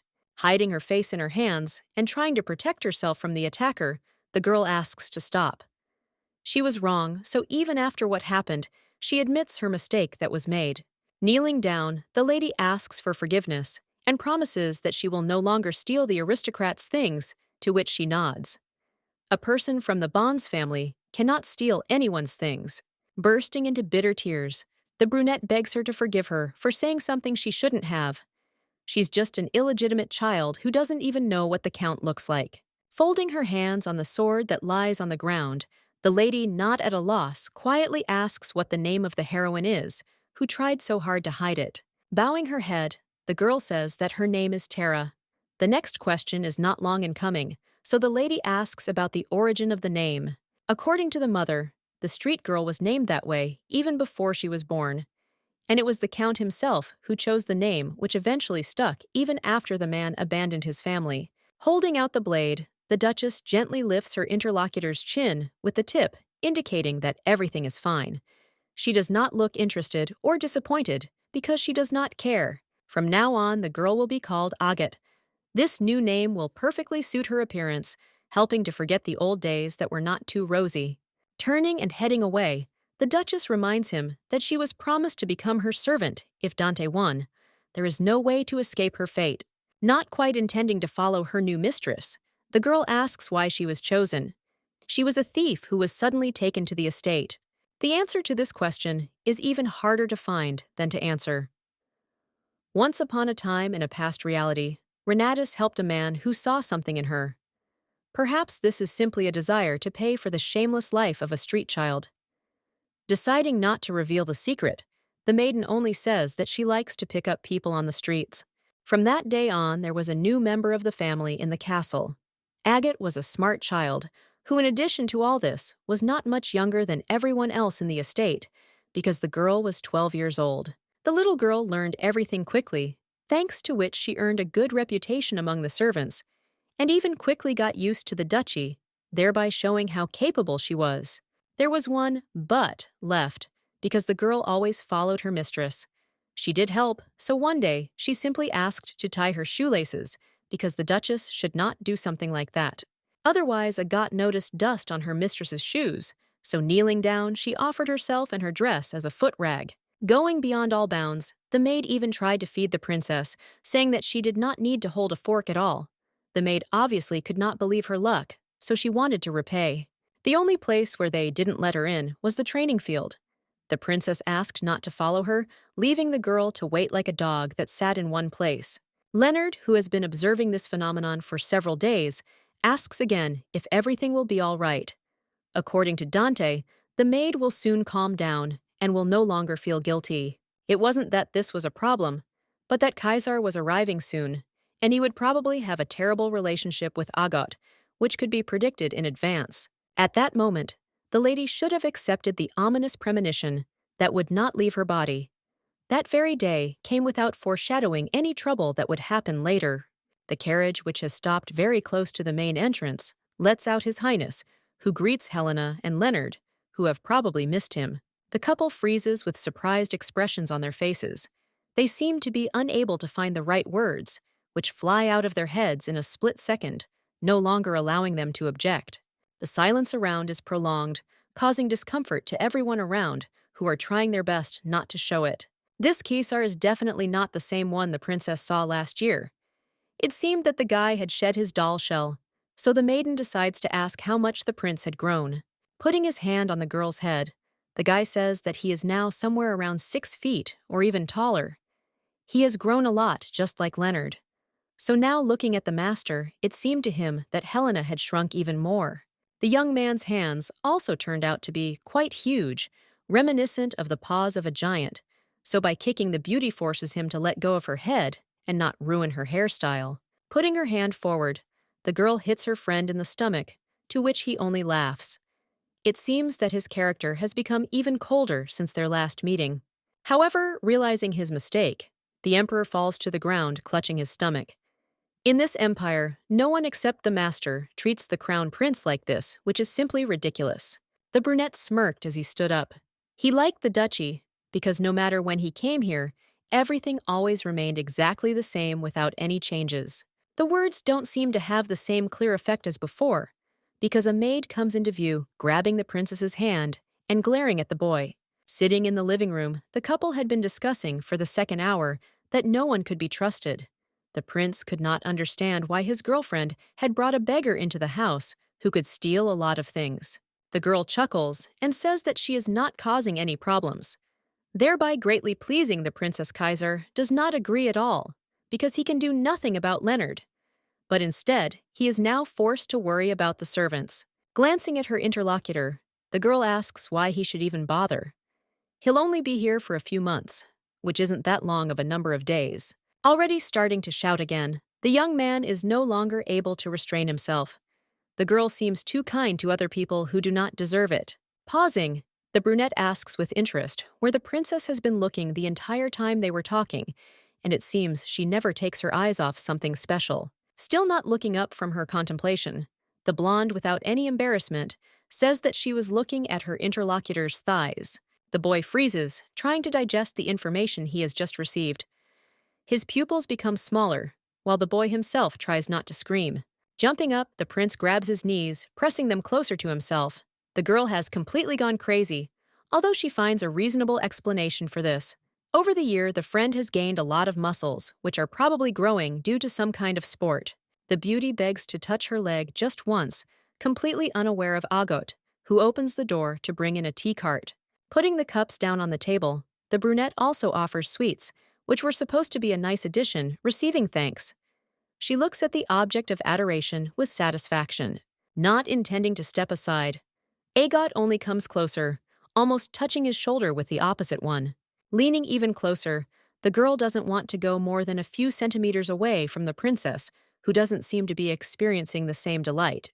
Pointing his finger at the door, the young man orders the maid to leave, because he and Helena have an important conversation, which ultimately does not take place because the guy refused to show his thighs. By stepping forward, the maiden reminds us that she must protect her lord from willful men who try to seduce the princess with their pumped-up thighs. Again, tucking his legs under himself, the prince screams that this is complete nonsense, to which Agot bursts into tears and falls into Dante's lap, telling her that the man is yelling at her. Kaiser has grown up but still behaves like a 10-year-old child who just can't grow up. Getting up from the chair, the lady suggests that the girl go into another room and calm down. Smiling, the brunette turns towards the losing man, who will now definitely not be able to do anything once the couple leaves the room. The man, being confused, is no longer able to control his outbursts of anger, which are ready to break out and hurt everyone around him right now. Realizing that the situation needs to be urgently saved, the young man calls out to Helena, hoping that the girl will give him at least another 10 minutes of her attention. Sitting down on the couch in the proper position, the guy spreads his legs on the floor, pointing to one of them. Dante wanted to touch the muscles so badly, and now she will be given the opportunity. Clarifying the intentions, the beauty receives another consent. They are in very good friendly relations, which allow such manifestations of love. Now the victory remains on the side of Kaiser, who looks incredibly proud. He never ends up in the minus, even if it means sacrificing his honor. The look on Agot's face makes her insides clench. She's ready to cry, just because she'll now spend less time with her owner, who was just distracted. The blonde doesn't remember them being so close, but she certainly won't miss the opportunity that was so easily presented to her. Sitting down next to him, the girl carefully runs her hand down his leg, feeling the mass of muscle right under her palm. Sports were something special in His Highness's routine after all. The princess blushes and sighs with satisfaction. The leg feels as hard as a stone, which gives incredible pleasure mixed with admiration. The muscles have already differentiated, even if the prince is only 17 years old. This man is incredible because even when Renatus was in her prime, she could not boast of such wealth. Smiling, the beauty can't stop doing what she started doing. The prince grew up unnoticed by everyone, giving others to doubt his abilities. Approaching the boy's ear, the girl asks what Kaiser is going to use. Of course, she was talking about techniques, because with his set of training, he could use even high-level techniques without straining his body. Realizing the whole situation too late, the lady moves even closer to the young man. Her cheeks turn scarlet, showing embarrassment that reaches right to her ears. Realizing that this is a huge awkwardness for the heroine, like an abyss, the young man asks what is wrong, to which he receives only a crumpled answer, stating that the princess will leave first. After everything the maiden had done, she just abandoned everyone she was, with even rejecting Agot, who wanted to go with the beauty but was refused. The scream, which was higher than usual in decibels, made the couple cower and stay in the guest room with surprised expressions on their faces, hoping that everything would end well for them. Running down the hallway, Helena tries to escape not only the room, but also her mind. The way she reacted to a simple situation doesn't suit hers.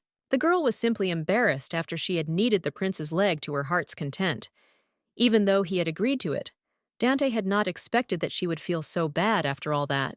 The ominous feeling that remained before the carriage arrived turned out to be all too accurate. Kaiser had grown up despite the fact that this was normal for a young man of his age. Freezing in the middle of the room, the blonde screams at the top of her voice, trying to release all the accumulated evil that was languishing in her chest as quickly as possible. It all seemed like a cruel joke. It takes time to get used to a much more mature student. After that incident, the lady began to avoid Kaiser, by hook or by crook. When coming to training, the young man, as usual, greeted the princess, to which he received nothing in return. Every time Leonard was the only one who greeted the guy not coldly, but with a smile on his face, he was friendlier, especially since nothing happened between them. It was impossible to believe that everything the maiden feared had happened. She hid behind her brother, who, not understanding what was happening, was simply helping his sister. She could not look His Highness in the eyes. During training, the brunette almost begged Helena to look at his stance, which required attention and adjustments. He looked helpless despite his age and strength. The answer was either ignoring or giving a cold answer. Without even turning to the student, the master said that it was necessary to put the left leg forward and it was better to keep the right one to achieve the result. Now, after what had happened, the girl felt awkward, even touching her friend. This applied to lessons too, which made them suffer. And Leonardo was confused. Everything that happened was not on purpose. The girl would never have thought that an ordinary desire would turn into a complete disaster that would be impossible to improve. Once again, trying to talk about everything that happened, the girl refused to listen. The guy again did not understand what his fault was, so he silently watched as the master walked away into the distance. Now, not only was the princess a master swordsman, but she was also an adult who had done everything in her past life, except for that one important moment. She felt ashamed to look at her friend, who had been friends with her for a long time. Such moments remained the most pitiful thing that happened in the entire second life, which had already lasted 15 years. The woman simply wanted to forget and erase her mistake from her memory. Another day passed by, causing Helena to fall tired on her bed. She is a teacher and must look into the student's face, teaching him fencing, which she has not yet managed to do. Her thoughts are interrupted by a strange sound outside the window, as if something is hitting the glass, nodding up. The girl opens the doors, hoping that this is not the hired killer that was sent to her in her past life. Right under the windows was the prince, who greeted Dante with a smile, who seemed less than thrilled with such an unexpected meeting. In his hand was a handful of stones that he had thrown. Turning away, the blonde thinks with annoyance that it would be better if it were a mercenary who would not have such a strong influence on her. Just as she was about to go back in, the beauty again heard a male voice asking them to talk about something incredibly important. Smiling again, the young man tries to get the teacher to start a conversation that, as usual, is clearly not going to go well. After all the days spent trying to avoid this, it must be admitted that it was all in vain. The guy has an overly mature expression on his face again, which makes the lady melt. Allowing her friend to climb through the window, the girl moves away to the side of the bed. Sighing loudly to express her displeasure, the blonde turns the other way.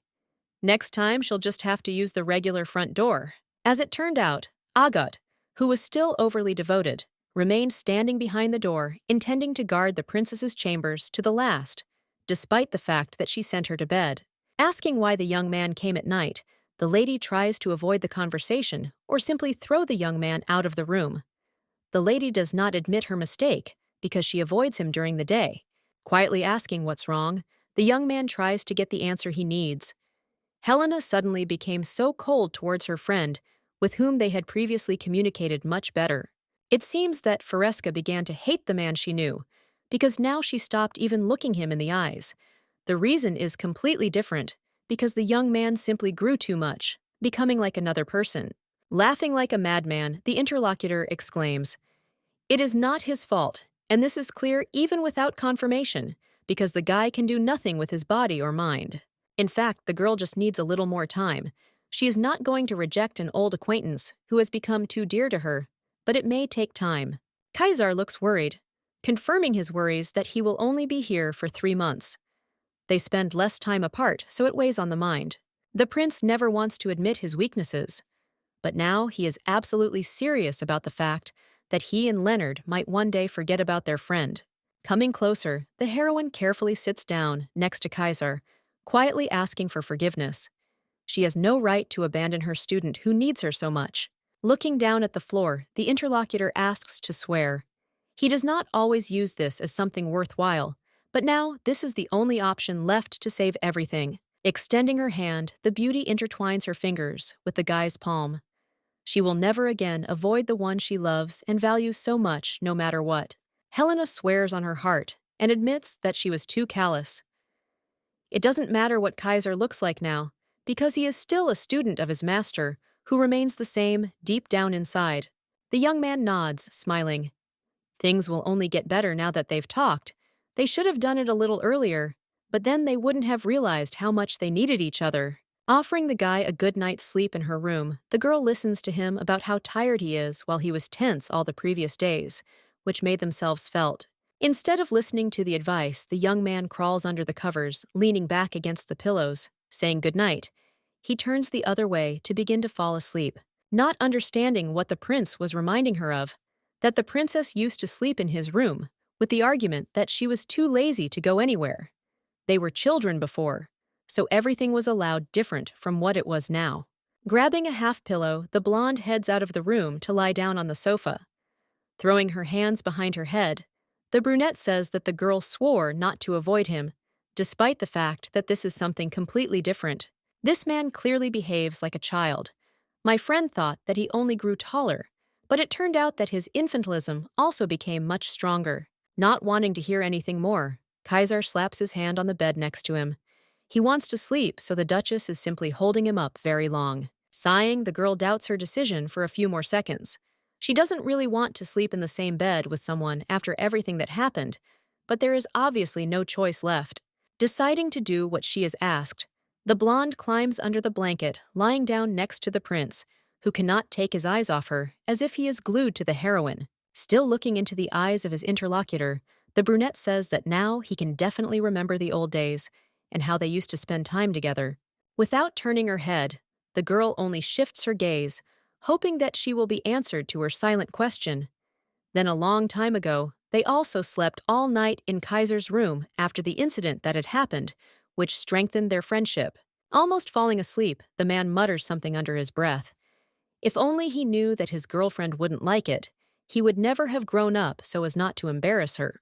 Turning away, the girl asks why the guy started talking about this. The words do not seem real or valid.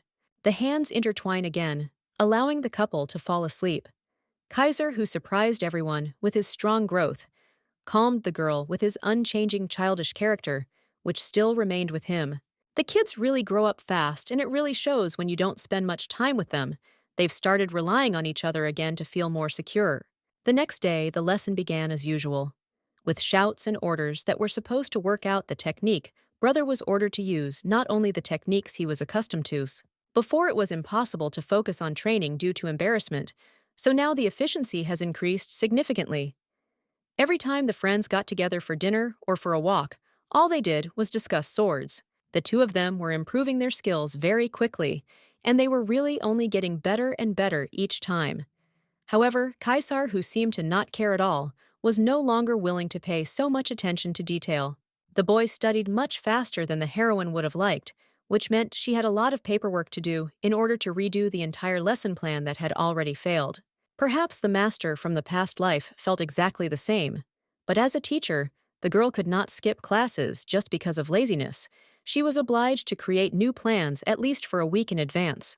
The papers became the second curse, interrupted by a male voice heard from the side.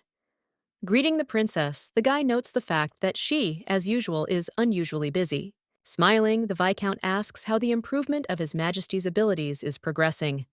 It has been several years since the training began, so it would be worth asking. It is because of how well Kaiser is developing that the maiden has additional work. He is progressing well, but this is due to a good teacher, as well as a 9-month training plan in the palace. It seems that the girl compiled that list for the time of absence of training quite well, taking into account all the pros and cons that were in the same plan. Changing the subject. Hamilton thanks the girl for becoming such a close friend to His Highness, who had absolutely no idea with whom to spend time or to whom he could express his feelings. The brunette is incredibly glad that at least in this place, His Majesty, like his peers, is chatting and even laughing, not paying attention to the pressing problems that surround him. Not understanding what this means, the blonde quietly asks again. The fact that Kaiser laughs and makes noise is not something unusual because the brother and sister thought that the guy was always like this. In the Imperial Palace, Gray is known as a completely different person who has a hard time being around people he hates. Because of his behavior, a nickname has spread throughout the castle. The man is called a Gray Wolf, who will tear to pieces and kill anyone who comes even a centimeter near him. He does not want to see anyone within a radius of several meters, or to be disturbed. The words remain a mystery that has never been solved, even after everything that has happened. Memories of that whiner who almost cried in bed come to mind. It turns out that His Highness doesn't trust anyone, considering everyone around him to be an enemy, and therefore doesn't want to bring in friends or acquaintances who could get to know him better. After the incident, when a hired killer was sent to the prince, he became even more cruel. Previously, he was just a child who tried not to contact anyone, but recently, everything has changed dramatically. The blonde freezes, trying not to break down, and ask a million more questions. The man never mentioned the hitman always saying that everything was fine. In fact, it turned out that the castle was not the best environment. It would be better to keep the conversation a secret, because the prince simply did not want to bother anyone with his unnecessary problems. Now the puzzle fell into place. It was very difficult for the boy to be in the palace, no matter how hard he tried to hide it. Even after what happened, the young man did not change his decision to become an emperor, showing his reliable side. This all happened thanks to the princess, who once contributed by helping the prince realize that giving up is not the best choice, which should simply be abandoned. Hamilton had heard that the girl had promised to make her friend an emperor who would rule in peace for a long time. At first, the Viscount was worried that Helena was acting purely like a teacher, trying to support her student. But over time, the man realized that everything was much better, bowing the boy once again, thanks for asking that in the future, she continue to take care of His Highness as the most important person in her life and as part of her family. Jumping up from her seat, the blonde hurries to stop what is happening.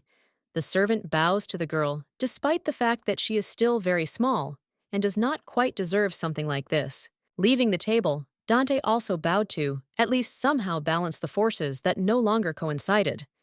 The Virgin could not allow this to happen. Memories of the blonde begging Kaiser to become emperor, no matter what flashed through his mind. He had to take care of his future and the empire. Now recalling what happened and adding it to what was said just recently, the girl thinks that this promise was too thoughtless. It was incredibly hard for the prince. But in this life, the lady did not want to get involved with the imperial family again, because what was happening in the palace was far from a quiet life. There was a knock at the door, only to enter without an invitation. Kaiser was called to an important conversation, being in a good mood. Looking at the swords in his girlfriend's hands, the guy asks her why she needs it. From that day on, they will hold special classes at night to further improve their blade skills. Looking at the hand clutching the weapon, the man quietly asks about the conditions of the training. For some reason, he did not see Leonard, who was usually somewhere nearby, trying to complete the next task. Putting her leg forward, the girl promises that now everything will change. She will teach her friend dirty mean techniques that she cannot show her brother due to her principles. Before he could say anything, the young man noticed how the girl began to move, starting to attack from the side with 2 blades, which still remained against 1 sword. Almost piercing the shoulder of the enemy, Helena gives him time to jump aside and have time to recover. The fight is just beginning, which means that the most interesting is yet to come. In an attempt to stop his rival, the prince asks how she can attack so vilely without using any of the logical techniques she taught him earlier. Pausing for a few seconds to answer the question, The blonde reminds the young man that she promised to teach him the sneaky techniques that will now become part of the training. Now the princess has the power to cut the guy with a sword from behind if she wants to, so it is worth trying to defend yourself, so as not to get hurt and not to fail in the duel. Without answering anything, the brunette asks why Helena has two swords. They are absolutely not comparable to one considering that they were made very recently. Charging back into battle, the girl screams that she needs to be called master, considering that they are right in the middle of a sparring lesson that could cost lives if they make mistakes. You need to memorize maneuvers with your body, not through training, which will still have its importance. The blonde didn't learn this from the master either, because while working as a mercenary, the others helped her learn it. It is probably difficult for the young man to even defend himself, which is immediately noticeable to the naked eye. He tries as best he can, but without knowing the opponent's next move, he simply loses before our eyes. A frantic scream comes out of her mouth, making you want to cover your ears, which are unbearable to listen to something like that. Faresca did not hurt her friend in any way, but she did her job. Moving one hand to the side, the blonde uses the second blade straight along the body, almost touching every piece of clothing. Looking at the student skeptically, the beauty informs him that he is dead. The battle is over, and if this were a real duel, he would no longer be alive due to the attacker with better knowledge of dirty techniques. Kaiser looks at his friend in surprise, trying to project everything that happened. Obviously, the guy had never encountered the thirst for murder that would one day overtake him. Lowering the blades, the lady suggests doing the job again. If the guy is afraid and turns away, trying to save his life, he will definitely not be able to win, thereby putting himself in danger. This time waiting for the enemy to draw his sword from its sheath. The blonde starts attacking again, turning with speed and jumping from side to side, making the task and the move to victory almost impossible. The guy puts the weapon forward, thereby blocking the blade's path towards his face, which definitely shouldn't have been harmed, as the girl thought the enemy defeats her by force, because after all, he has abilities that of course cannot be denied under any circumstances. Things would be much easier if the princess was going to teach the boy techniques, but since combat remains forbidden, she turns the sword the other way to make her next attack. One of the blades is facing the boy with its handle, and the other one is still moving forward with its sharp side. They cannot stop, but the man seems speechless. Forcing the opponent to fall to the floor and cower, the master again puts the sword to him, saying that he would die again if he were in the midst of a real duel. Looking sideways, the young man breathes heavily, trying to tune in to say something. His gaze remains as beautiful as ever. It contains hostility and a fortitude that cannot be broken. Such a picture is something special, but it is definitely impossible to kill a person with just the power of the spirit when you are attacked from all sides. Until now, only Helena was capable of killing the enemy, although everything should have been completely the opposite. The young man should be the one who will kill his friend, if necessary to do it. Crawling back a few steps in horror, the brunette asks why he would kill his master. This has no logical end, despite the fact that she is trying to convey something. Leaning forward, the girl reminds him of her promise to make this boy an emperor. In her past life, Dante was able to survive and become an empress only because she destroyed her brothers and sisters who were thinking about murder. This is the only right way. The girl can't abandon her student, so she's going to take responsibility for her words. Getting back into position and picking up the sword, the man offers to start again. The opponent stands opposite, grinning. This is the approach that everyone who wants to achieve something should have, walking forward over the heads of their opponents and enemies. All summer long, the couple engaged in forbidden training, which took place at different times of the day. The beauty began to notice progress, but also regression in the relationship between the prince and Agathe. As usual, as she leaves the gym, the master promises that he will add something else to the training plan that she will draw up today. He copes well with everything, so this will be a good start. The maid standing outside glares at Kaiser as if he had stolen something that belonged to her without asking permission. There is some malice in her gaze. The man is not far behind, drilling his opponent with his gaze. It is clear from his gaze that he would gladly get rid of the girl who was in the way. The battle of glances became something ordinary, but as usual, it was interrupted only by the fact that the lady went into another room calling a goat after her, who tried to keep up with the blonde as quickly as possible. turning around the girl as if for the last time, sticks out her tongue, making it clear that she really is better than everyone else the guy could ever meet, because she is close to Helena. Agat was even able to resist the Emperor's son, which was not even surprising, because Fareska saw the potential of this lady from the very beginning. While in the living room, to relax the princess again, hears complaints from the maid, who while pouring tea continues to shout about how much she doesn't like Kaiser, who is behaving strangely. The brunette clearly sees the prince's intentions to monopolize the lady who remains unable to protect herself. Unfortunately, it is possible to draw lines, because these two say approximately the same thing. The young man has also been saying for several days that he does not like a goat at all who wants to monopolize her. Helena is quick to calm her worries, because with her character, she can get anyone, but she will never belong to anyone against her will. The brunette understands this, so she always tries to remain loyal, but she is hindered by jealousy from how the three friends conduct their classes together. Freezing with a mug of tea right at her mouth, the blonde looks intently at her interlocutor, who seems quite serious in her stories and statements. What happens in class can seem quite funny, if not for the fact that Fareska pushes her students to the limit. Making the girl feel inferior was definitely not on His Highness's to-do list. So smiling, the Duchess suggests that her interlocutor start taking up fencing. Sadly lowering her head, the brunette remembers her status. Because building a logical chain, it becomes clear that this is impossible. Instead of agreeing with Agat, the blonde only says that nothing is impossible for her, which means the girl will have her own chance to study.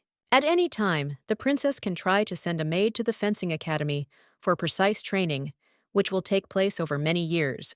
Falling to her knees, the maid begins to sob because she wants to learn swordsmanship from her mistress, who immediately says that this is impossible. Clutching Helena's legs, the brunette bursts into tears, asking to be allowed to at least watch Mr. Leonard, and then she can begin training on her own without causing any problems. Sighing, the princess notes that the former street girl looks even more desperate now than when they had a duel in that very alley a few months ago. The idea as a whole doesn't sound like a bad idea, because when the prince leaves, the brother will need an opponent, and Helena's fighting level is too high to fight a student who can't handle it.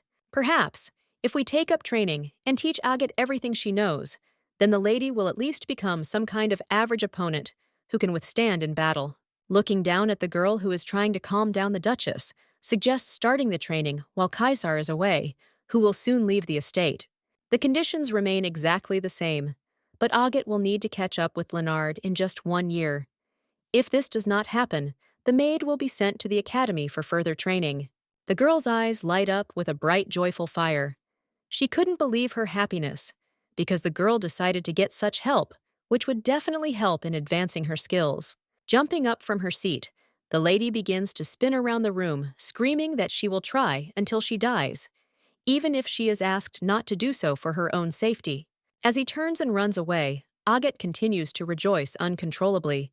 His feelings tell him that if this continues, the princess will be able to open her own fencing school. It was at that moment, when everything happened, that the very words of the father came to mind, about how one day his daughter might find herself in a situation that would be difficult for her to cope with, and which would then drag her down. After the conversation, nothing changed, and the relationship between the couple who hated each other remained exactly the same as at the beginning, which added to the problems. Everything flowed at its own pace, along its own course, so the girl continued to train Kaiser and made sure that he was not killed in some dark alley because of the thirst for power and the throne.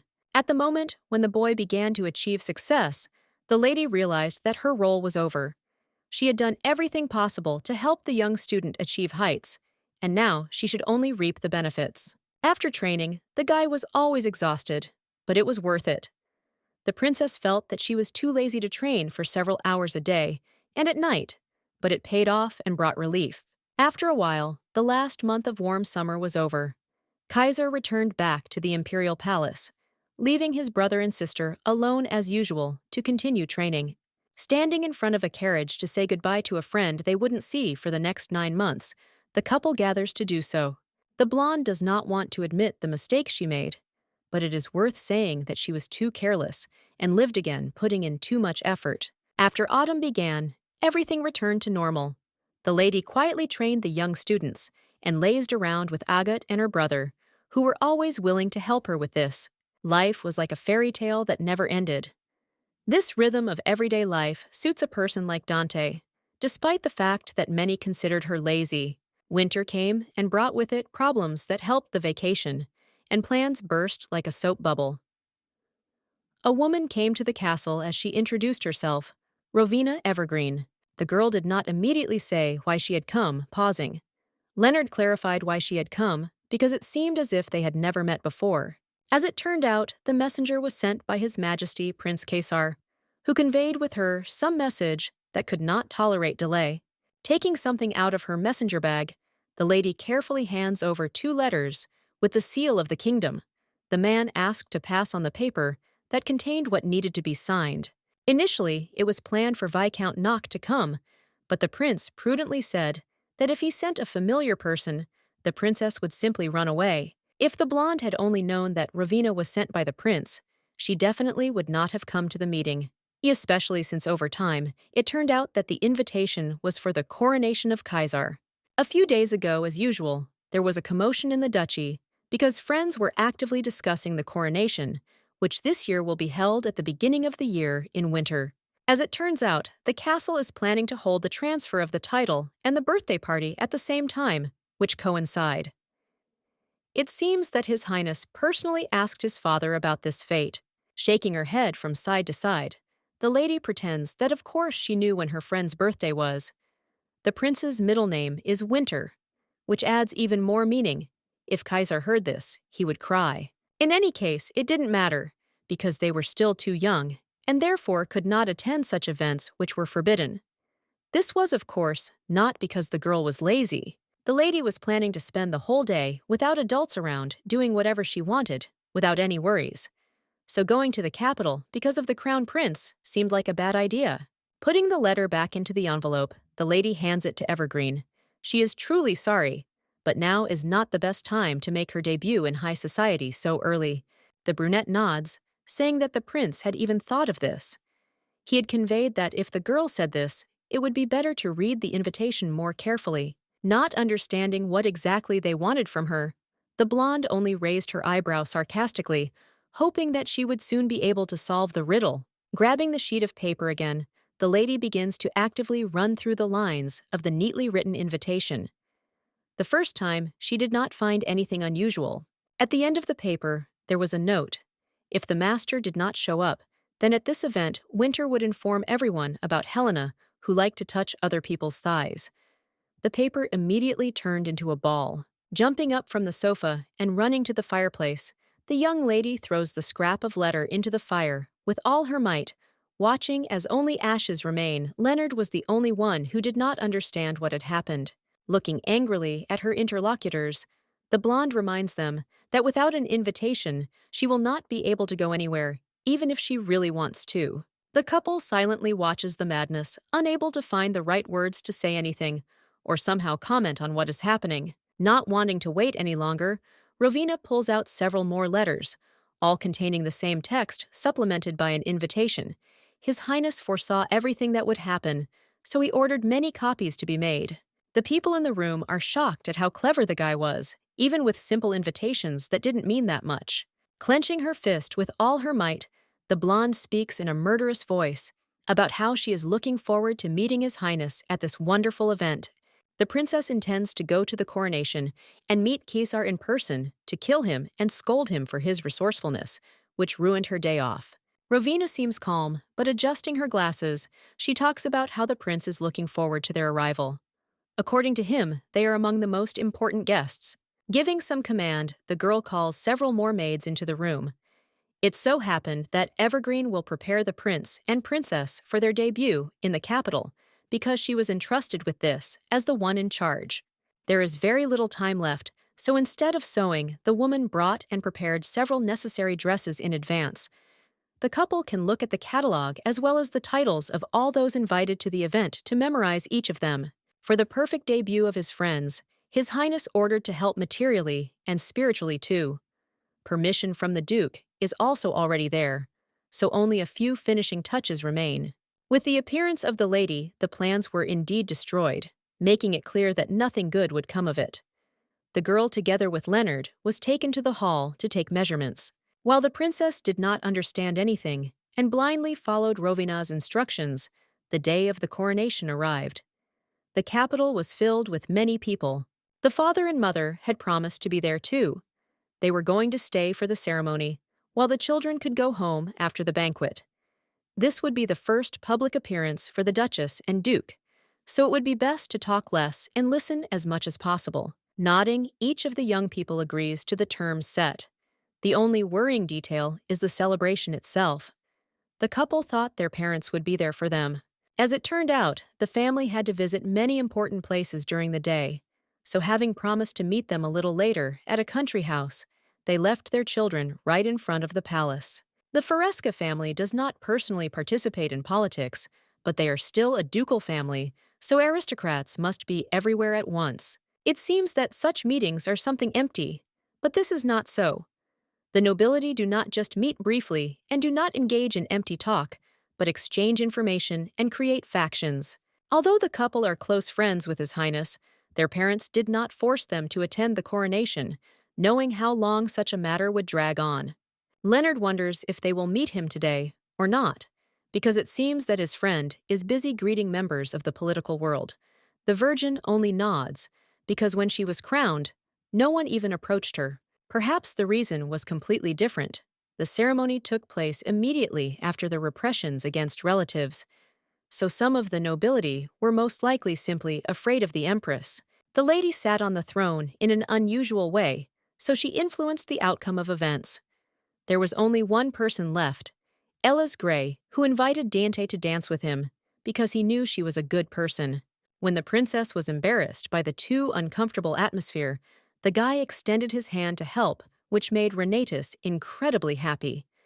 At that time, what happened even made the lady's heart beat faster. Of course, now it was possible to forget about all the exciting moments. The blonde promises herself to meet Kaiser before they go back home. Apparently, Helena really wants to meet His Highness too much. She had to travel too far to get nothing new, knowing that the prince simply won't even talk to them now. Most importantly, the girl set herself the goal of taking revenge on the scoundrel who decided to use forbidden methods to lure her friend to the coronation. She was no longer interested in this. Smiling as if nothing had happened, the princess says that there can be no other reason. She just wanted to talk without violence. Extending his hand towards his sister, Leonard asks if she really likes him more than anyone else in the world. This is not a good way to start a conversation. Looking into the eyes of the interlocutor, Helena nods without thinking, saying that he really is the best in the world. She never considered him an ordinary person because of the kindness that was hidden in his soul. This time, what was said was true. Combining her past and present life, the maiden could not remember anyone as kind and beautiful as Leonard, who had always been exactly like that. Entering the castle, the beauty decides to postpone her revenge on Kaiser only for the sake of a good and worthy debut of her brother. He definitely deserved a good end. In any case, the day did not promise to be too difficult. The blonde would remain in the corner and then quietly leave, because in the past, reality, she had already suffered enough from social receptions. There are too many aristocrats in the castle, one after another, trying to get inside as quickly as possible so as not to miss anything vital. The first 30 minutes passed quite calmly, but nothing is that simple, so exactly. After a while, a glass of wine was splashed on the ladies, which spread as a scarlet stain on their snow-white dress. Lifting the hem a little higher, the princess looks in shock at what happened to the fabric. The girl, on the contrary, says how sorry she is because her hand twitched. The beauty, with bright wheat-colored hair and blue eyes, puts her hand to her mouth in horror. She didn't mean to push too hard, but she thinks the lady definitely needs to change. Skeptically examining the lady, who appeared as if from under the ground, the maiden sighs. They still won't leave her alone, even if she tries her best to hide from attention. The celebration has been going on for a long time. The usual methods have not changed after several hundred years, which is good news, but it also has its side effects. People gather around the princesses, trying to offer them some of their own clubs. Some want Helena to join the reading club, and others want the Duke to invest in a business that the other Duke's family is starting. Leonard was not to be left alone either. The girls surrounded the prince, talking about how much they enjoyed watching the last competition in which the blonde had won again. The people were not going to retreat. Almost shaking with exhaustion and anger, the girl says that she is really happy to meet so many wonderful people who mean a lot to her. There is no denying that the princess is simply bored. Turning to look at her brother, Fresca realized that he was doing much better than expected, soaking up all the attention. This only meant that Dante could start trying to get out.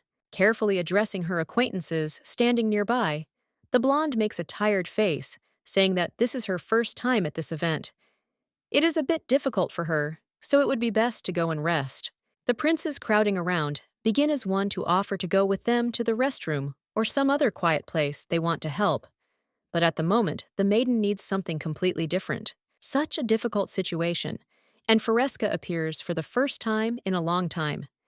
Everyone has good offers, which there is no reason to refuse, which drives the girl into a stupor. Leonard, who appeared at the most opportune moment, extends his hand to his sister. As her escort, he himself will be able to fulfill his duty, thereby helping the girl to the restroom. Smiling, the blonde nods to Helena, as if trying to say that he understands why she wants to leave, so he can definitely help her with that. Walking into the hall, the lady sits down on the sofa thanks to Leonard.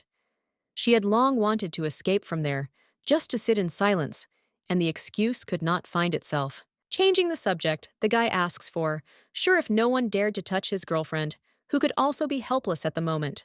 This made him a little nervous. Nodding, the lady says that everything was fine. Even the angelic young man sometimes uses dirty words towards people who may have behaved badly. It seems that Helena is the only culprit. The boy could not have learned such vocabulary from anyone, because in the duchy, only Fresca uses it. Smiling, the brother promises that if anyone dares to touch the lady, he will get rid of them all. Remaining quite calm, the young man instills fear with his almost indifference. The guy leaves to get something to drink. The beauty only waves her hand after him, hoping that at least now she will be able to sit in silence until the end of the event and then leave calmly. If a man goes out into the hall, he will probably be held hostage for some time by the ladies who were around him before. Now there is only silence and calm.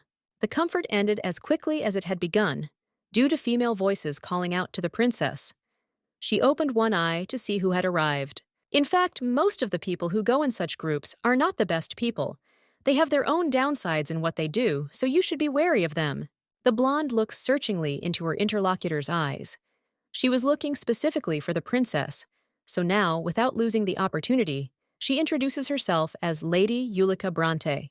The gears in her head are spinning rapidly, forcing the beauty to think about what family Ulrica belongs to. Obviously, she is a relative of the Baller Duchy, which is the favorite's family. The woman had been in conflict with Prince Kaiser for a long time. The man prevented his favorite from receiving the title of empress, and she in turn continued to be against him becoming crown prince. Both had incredible power that was constantly compared, but recently they made some kind of deal, and this year the prince became the heir to the throne. These girls can't possibly be on good terms with Kaiser, but then the question remains, why did they come to the coronation?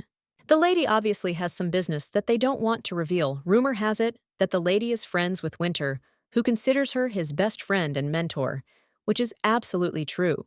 Bronte can't stop laughing, as if someone told her a funny joke that made her want to laugh non-stop, asking for forgiveness. Ulrica says that she did not expect to hear about the rumor that came from the character. Usually, aristocrats can exchange a few words with the prince, but no one has ever boasted of friendship. It turns out that there are such people. These babies really annoy the princess, who can't find the strength to turn around and leave without leaving a scandal behind. The princess cannot be one of the close people, because usually such people from the village are simple-minded. Laughter and snatches of words reach the ears for only a few minutes. But this can be considered pampering because none of them wear a sword or pour poison. Ulrica looks worriedly into the lady's eyes. She says that this is all only because she is very worried about Helena, who is most likely not able to make a decision on her own. Leaning closer to the heroine, the blonde asks her to understand her place. All stories remain empty because Fresca has no relation to the prince. The girl spread such rumors, but she came in a country dress. Such an outfit will definitely disgrace His Highness, making him blush in front of the guests. After all that has been said, the young lady steps away and accidentally spills wine from her glass, leaving a scarlet stain on her snow-white hem. She did not do this by accident, which becomes clear after the words. The lady's hand just twitched, so she can't admit her guilt. She's ashamed that she did this, so the princess will urgently need to go and change her clothes. Smiling as if nothing had happened, the blonde offers to go into the room with her. She brought a spare dress, and now it will find its new owner. Examining the stain which has grown in size, the lady sighs. The others present ask to accept Yulika's kindness, who seems to offer to change clothes from the bottom of her heart. Obviously, the other dress will be terrible, but if she refuses, the girl will brand Helena as a heartless person. Standing up, the lady accepts the help, saying that the girl needs to wipe her hand. Extending her hand, the beauty grabs the blonde's wrist, who doesn't have time to come to her senses due to the speed of her movements, which are set for something. The next second, the entire contents of the glass fly straight into Bronte's face. She screams but can't say anything because a glass of scarlet liquid splashes into her face.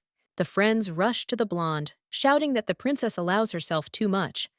Her character is bad, but it all started with Yulika, who behaved impudently. Looking at the girl who was now wet along with her dress, the heroine asks for forgiveness. Parodying Yulika, Helena says that her hand twitched. They are magnanimous ladies, so they can definitely understand the situation. The lady will have to put on the spare dress she brought with her. There is no limit to her joy, because now it will save the whole situation while the girl passes the information to His Highness. The blonde, startled, asked again. She couldn't believe that the conversation was again about Kaiser, who wasn't even there. Dante was amused by the expression on her face. Carefully smoothing out the folds on the hem of the dress, the lady says that Winter himself picked out the dress. In fact, it was his servant, but in fact it could be considered as one and the same. Addressing all the ladies by name, the girl is about to take her leave. It is time to leave, even if she does not really want to forget the surprised expressions on their faces that helped to help her laugh to her heart's content. Smiling, the blonde thanks Yulika once again, saying that she will remember the kindness shown to the Farisk family. Turning away, the lady laughs lightly. The girls turned very pale, thus causing affection, and at the same time, a grin on the heroine's face. Looking at Bronte one last time, Helena chuckles, then turns and leaves.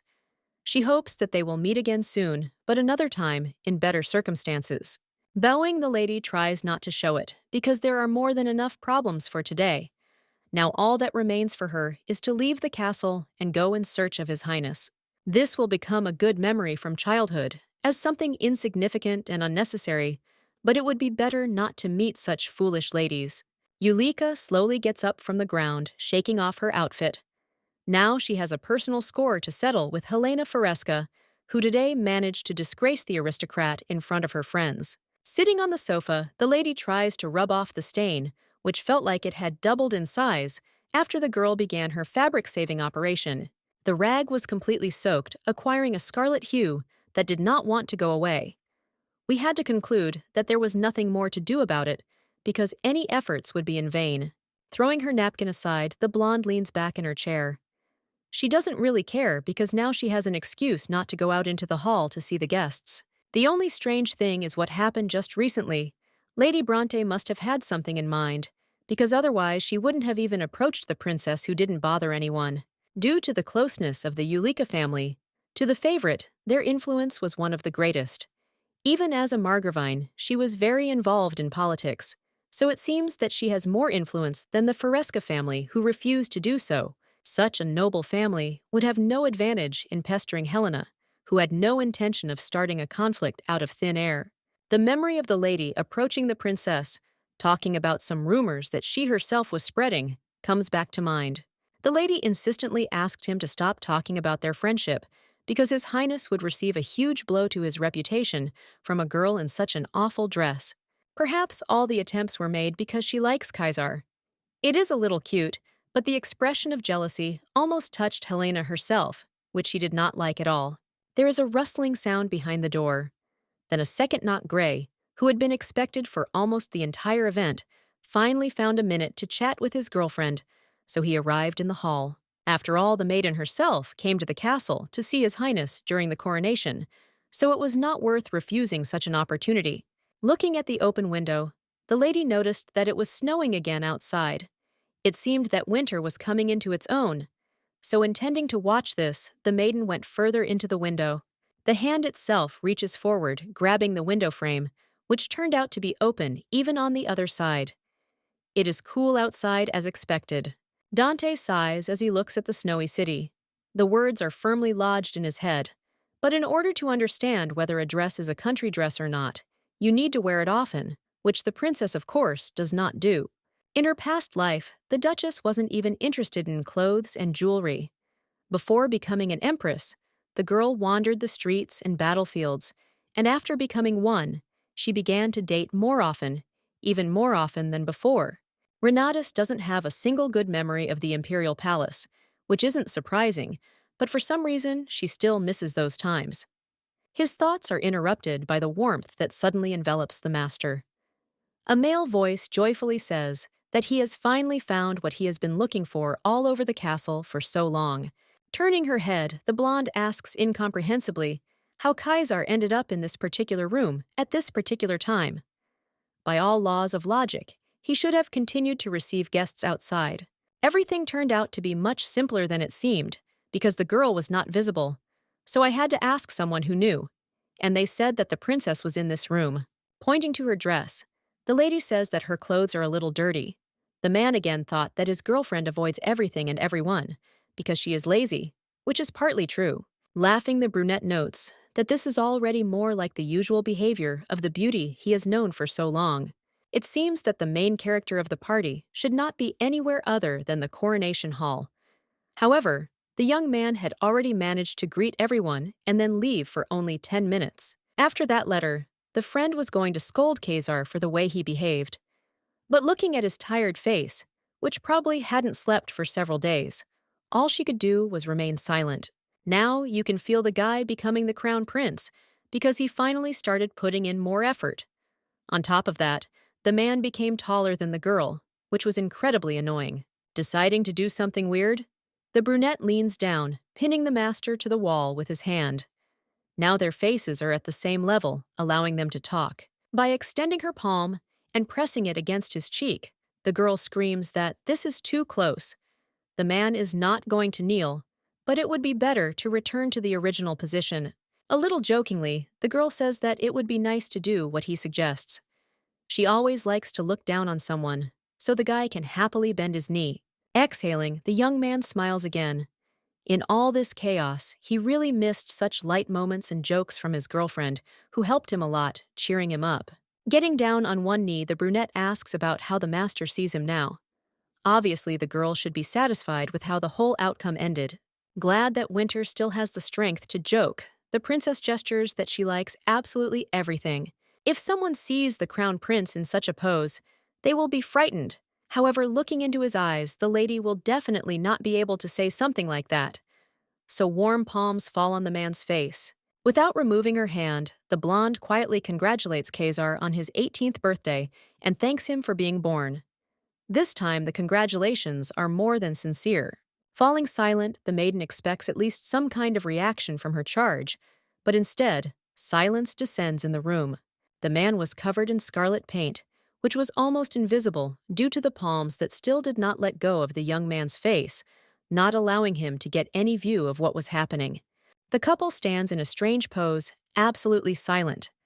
No one is able to say anything or move from their place, because such a congratulation was unexpected. Asking her friend to say something so that the girl wouldn't die of embarrassment, she blushes. Carefully taking the palm of his friend in his own, the young man quietly thanks her. He came here because he wanted to hear those very words. Exhaling, the princess reminds the prince that as soon as he goes out into the hall, he may hear a million more such congratulations. Bowing his head closer to the master, the boy says that these words are only meaningful when they come from the lips of the princess, who wanted to congratulate him so much that she forgot about her rule of not expressing emotions. Taking the girl's hand in his, again, the man comes even closer, looking somewhere down. He was born only for Helena, who has now become the closest person to him. The cheeks fill with flowers again, making the young man feel a little embarrassed.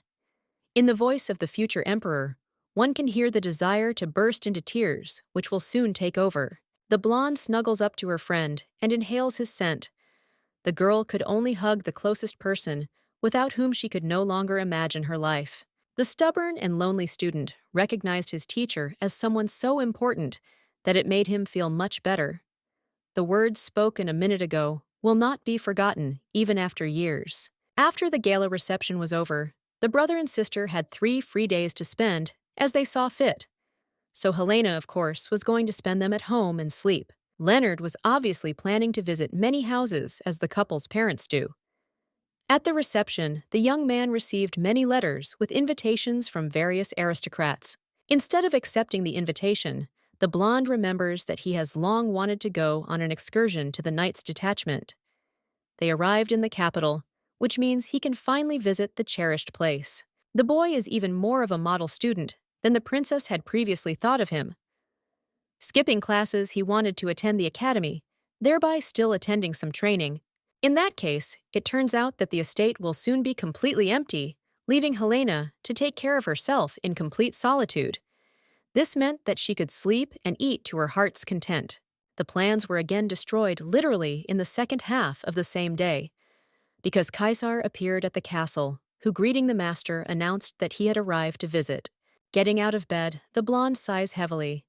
She wants all this to be a terrible dream from which she can wake up. Shouting at the prince, the girl asks why the future emperor is so free. However, it is rude to say such a thing to a man who has not even slept well in the last few days. In fact, the young man heard that Leonard had gone to see the knight's company, so it immediately became clear to him that his acquaintance would simply lie around and slack off. This scoundrel ignores everything that is said to him. The guy was so kind that he decided to take the time to come and have a good time with his girlfriend. He was bored alone, so company would definitely not hurt. Pushing the prince out of the room, the blonde promises that she will be fine, even alone. It seems that the lady is going to end the congratulations with just words. Not wanting to listen to anything else, the young man diligently resists in order not to be thrown out of the room. This will be a replacement for a birthday present, so no refusals will be accepted. Looking menacingly at her interlocutor, the lady recalls that the acquaintance never saw the gift. It seemed that he didn't even really need it, but it still wasn't right to refuse. Asking what exactly Kaiser wants, the girl promises that she can give him a gift very soon, so that he can finally calm down. Speaking about what he needs, the brunette begins to list that the lady could build him a country estate in the city and near the seashore, which would be quite enough. In the end, the lady agreed anyway, because the same bait as usual worked like a charm, sending the servants off to rest. His Highness assures them that everything will be fine. The Crown Prince decided that he was now all-powerful, so he sent his guards and servants home. The master raised the boy too strong, and now he is fearless. Grabbing his friend's hand, the young man suggests that Helena move out to choose what they would like to do together on the estate. The lady resists trying to find out why she was grabbed by the hand. All this is necessary so that the acquaintance does not run away during the walk, but remains nearby all the time.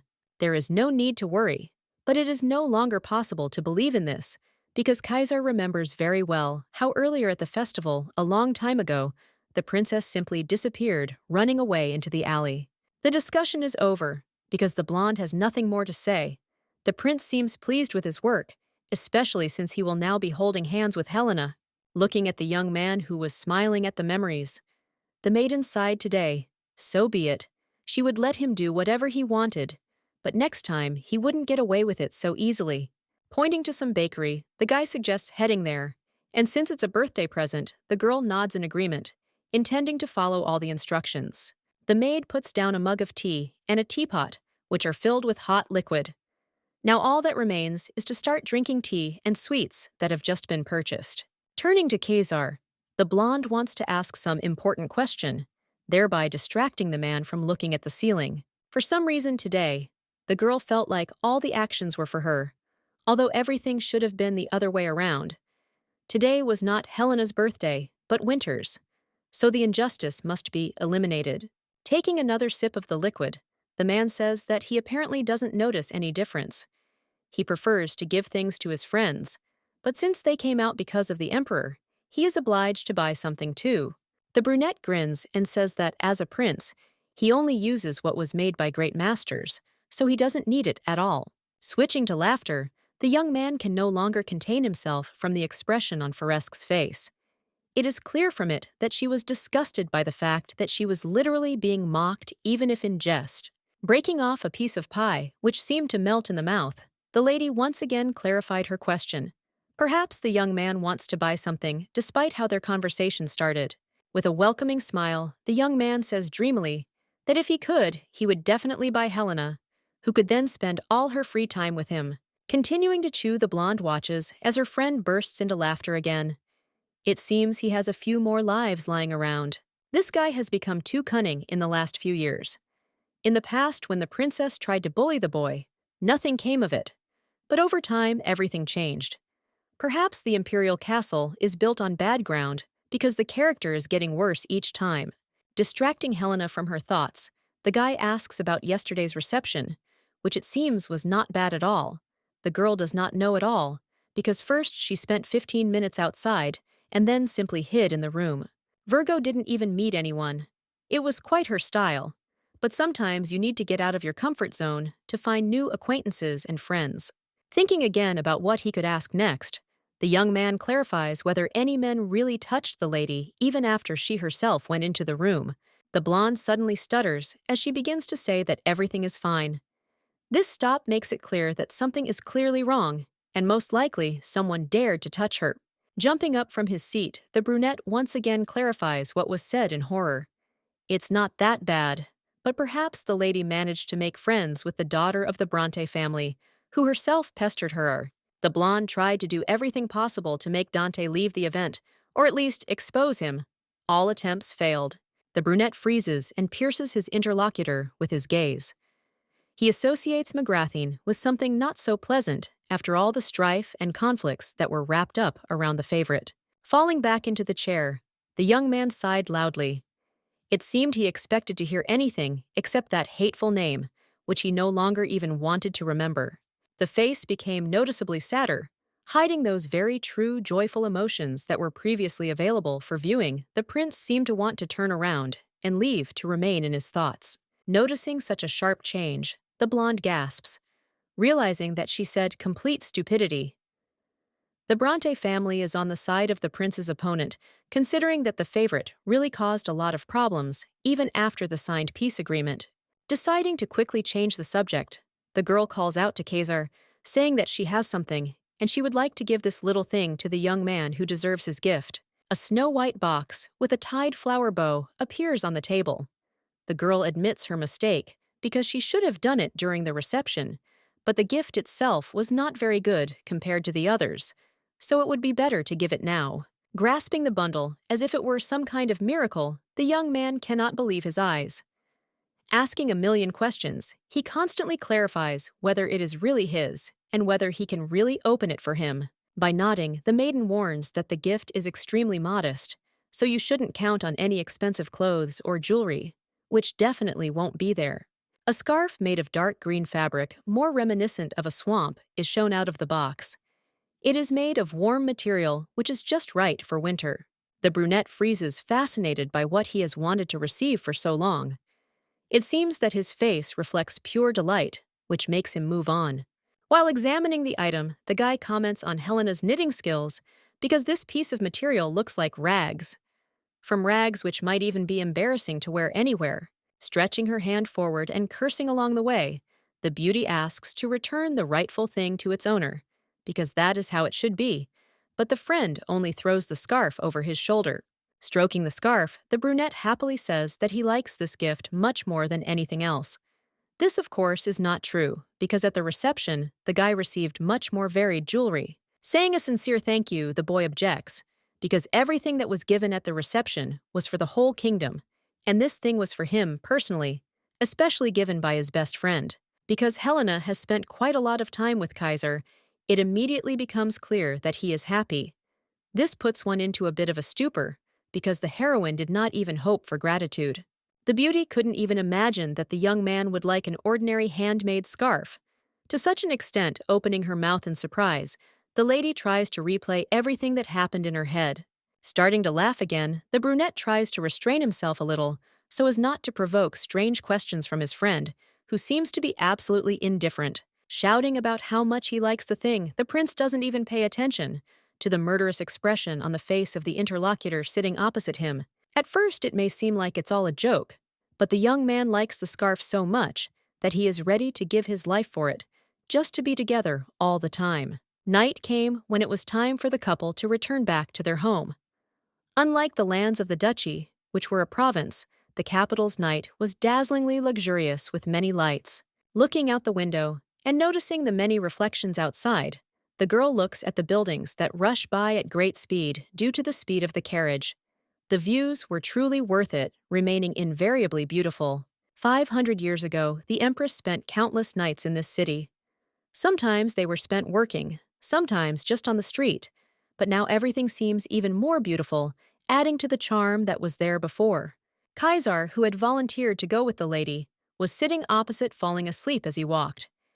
He hadn't lied when he said he was incredibly tired and worn out over the past few days. So it was understandable. Trying to wake the prince, the lady comes a little closer, not understanding what happened. Very soon, the carriage will arrive at the estate, which means that there is no more time for sleep. The guy completely switched off, no longer reacting to any words from other people around him. It would have been much better if instead of meeting with his girlfriend, he spent time on rest, which he so much deserved. Approaching the guy and moving to the seat next to him, the blonde gently touches the man's shoulder. The response is an indistinct mooing from the side, which makes it clear that the companion will not wake up. Still, the persuasion worked, because the scarlet eyes slowly open, while Winter quietly says Helena's name, as if trying to make sure that the princess is right next to him right now. Another bump proves fatal as the carriage wheel slips off the scaffolding, sending the couple flying to the other side of the carriage. The servant who was on the other side manages to grab the railing, smiling nervously because of such a sharp jump. He also did not expect that everything would end exactly like this, so it turned out differently. The young man falls on the girl, pressing his lips to hers. They do not immediately move away from each other because of the balance, which has become difficult to maintain. The carriage still sways slightly from side to side. Jumping to the side, the master quickly came to his senses, realizing what had just happened. Clutching her mouth with her hands, the girl apologizes many times to make amends for the incident. The young man also steps aside, trying to come to his senses as quickly as possible. The road here is uneven, so it turned out that everything did not go according to the plan that was conceived. The romantic description doesn't exactly fit the picture, so all we could say was that the characters were almost left without their front teeth. Because of the blow, they were too close to each other, so now they feel pain and embarrassment. Almost in tears, the boy backs away, screaming that it doesn't count. He doesn't give any precise explanations, only continuing to insist that it doesn't suit him, because no one expected it to end that way. Without taking her hand away from her face, the girl quietly asks her companion what he is trying to tell her, because such a vague description is clearly not suitable under any circumstances. The prince seemed to be very unhappy with the collision which had happened so unexpectedly. Until the end of the journey, he could not connect two words into one sentence, continuing to say the same thing over and over again. Throwing open the carriage door, Helena jumps out of the carriage, not intending to listen to any more excuses from the young man who didn't even try to stop her. She will go first, so as not to make everyone feel even more awkward. Goosebumps run through the body from which one wants to hide somewhere. The incident, it seems, will now remain in the memories for a not very long time, as if reminding of what happened. The servants greet the mistress, who does not react to them in any way, only running into the estate at the speed of light in order to disappear from sight as quickly as possible. Gray, who remains in the carriage, looks into the distance, fascinated. What happened no longer seems real, making the young man doubt how things will be in the future. Right at the entrance, the girl is met by Leonard, who has long since arrived back at the castle. After watching the knight's quarters and the academy, he did not linger in the capital, so he immediately returned. Looking at the lady's face in surprise, The boy asks what happened to the young lady's lips. They seem to be swollen, but an excuse finds itself. Because the carriage she was riding in was shaking, the maiden fell and bit her lip. Thoughtfully lowering his gaze, the blonde also notices how red the girl's face is. It seems she has caught a cold, so if necessary, the prince can call a doctor. Jumping aside, the girl tries to hide her embarrassment. I don't want to believe that she is embarrassed, because she and Kaiser had a clash that meant absolutely nothing. Turning around and leaving the room, the blonde asks not to be disturbed because she needs to rest and recover as quickly as possible in order to feel better. On the way out, Dante looks at her brother for the last time. She is ashamed that she was able to deceive a loved one, but it is impossible to say that today she and the prince touched lips. Gray's facial expressions come back to mind.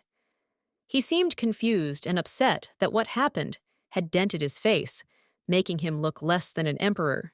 Walking into the room, the girl falls onto the bed with a heavy sigh. She wants to quickly return to the Count's estate, where she would not have to meet with Winter on a regular basis. She needed to get at least a few days of rest in complete solitude. 2 days later, the capital was hit by one of the heaviest snowfalls, which made it clear that the plan to return home had failed. The Virgin did not want to believe that she would now have to stay in this estate for a few more days or a week. The servant, who as usual came to complain to the princess, says that he explained to His Highness that a rehearsal for the speech to the throne needed to be held in the afternoon. But in the first half of the day, Gray was practicing fencing and came all sweaty. Not understanding what the problem is, the brunette leans back in his chair, expressing his displeasure. It was just a rehearsal, which means nothing but, there you have to wear a suit that can get dirty. Sipping her tea, the blonde tries to remain neutral. The snowfall had locked the couple in the estate since early morning, so everyone kept dumping all their problems on the princess. As luck would have it, Hamilton arrived at the very moment when the ever-assenting Leonard was not there. The young man had once again received an invitation from the main knightly detachment, so he promised not to return so soon. Normally, the girl wouldn't even hesitate because of the Viscount's complaints, because it was a normal thing for him. But today, everything had changed. Looking menacingly at Kaiser, the beauty skeptically repeats that he is guilty. So Noct has every right to complain about the prince, who does not respect other people's work. The Virgin does not know all the details, but it becomes obvious that the Viscount is right. The emphasis on the person sitting next to her irritates the Emperor, despite the fact that he always tries to remain indifferent and calm. Starting to cry, Hamilton takes out a handkerchief that was already prepared for tears. As expected, the princess understood and supported him because she is a generous person. Trying to support the Viscount, the girl continues to nod along while the guy talks about how difficult it is for him. Sometimes he just wanted to give up, to which the brunette reminds him that no one has ever stopped him. Recalling the incident that happened a few days ago, Noct says that the prince rushed him and then simply disappeared. Perhaps someone beat him up, judging by how swollen the boy's lips were. This time, the couple unanimously shouted at the servant, who froze without the right to say anything. He is asked to be quiet and not to expand on the topic of what happened. Asking why they are both screaming like that, the man thinks for a second, because if you think about it, there is also a wound on the princess's lip, which looks extremely strange and similar. Shutting the Viscount again, the couple doesn't let the poor guy get a word in. He hasn't said anything yet, but he's already gotten what he deserves, just hoping that next time no one will touch him, even if necessary. This day was a complete failure, because Dante felt discomfort, so she reacted so strongly. You can't get caught by a talkative man like Noct, so the maiden tells him that in this estate there are convent councils. The brunette jumps up and down. Such a valuable book is worth a lot of money, especially since it is a bound record of the monastery rewritten in an elegant handwriting. The man always dreamed of seeing something like this. Offering the guy to come with her to show everything, the blonde points to the door. For the teacher's family, this will be a great honor, because he has never been able to see such writing with his own eyes before.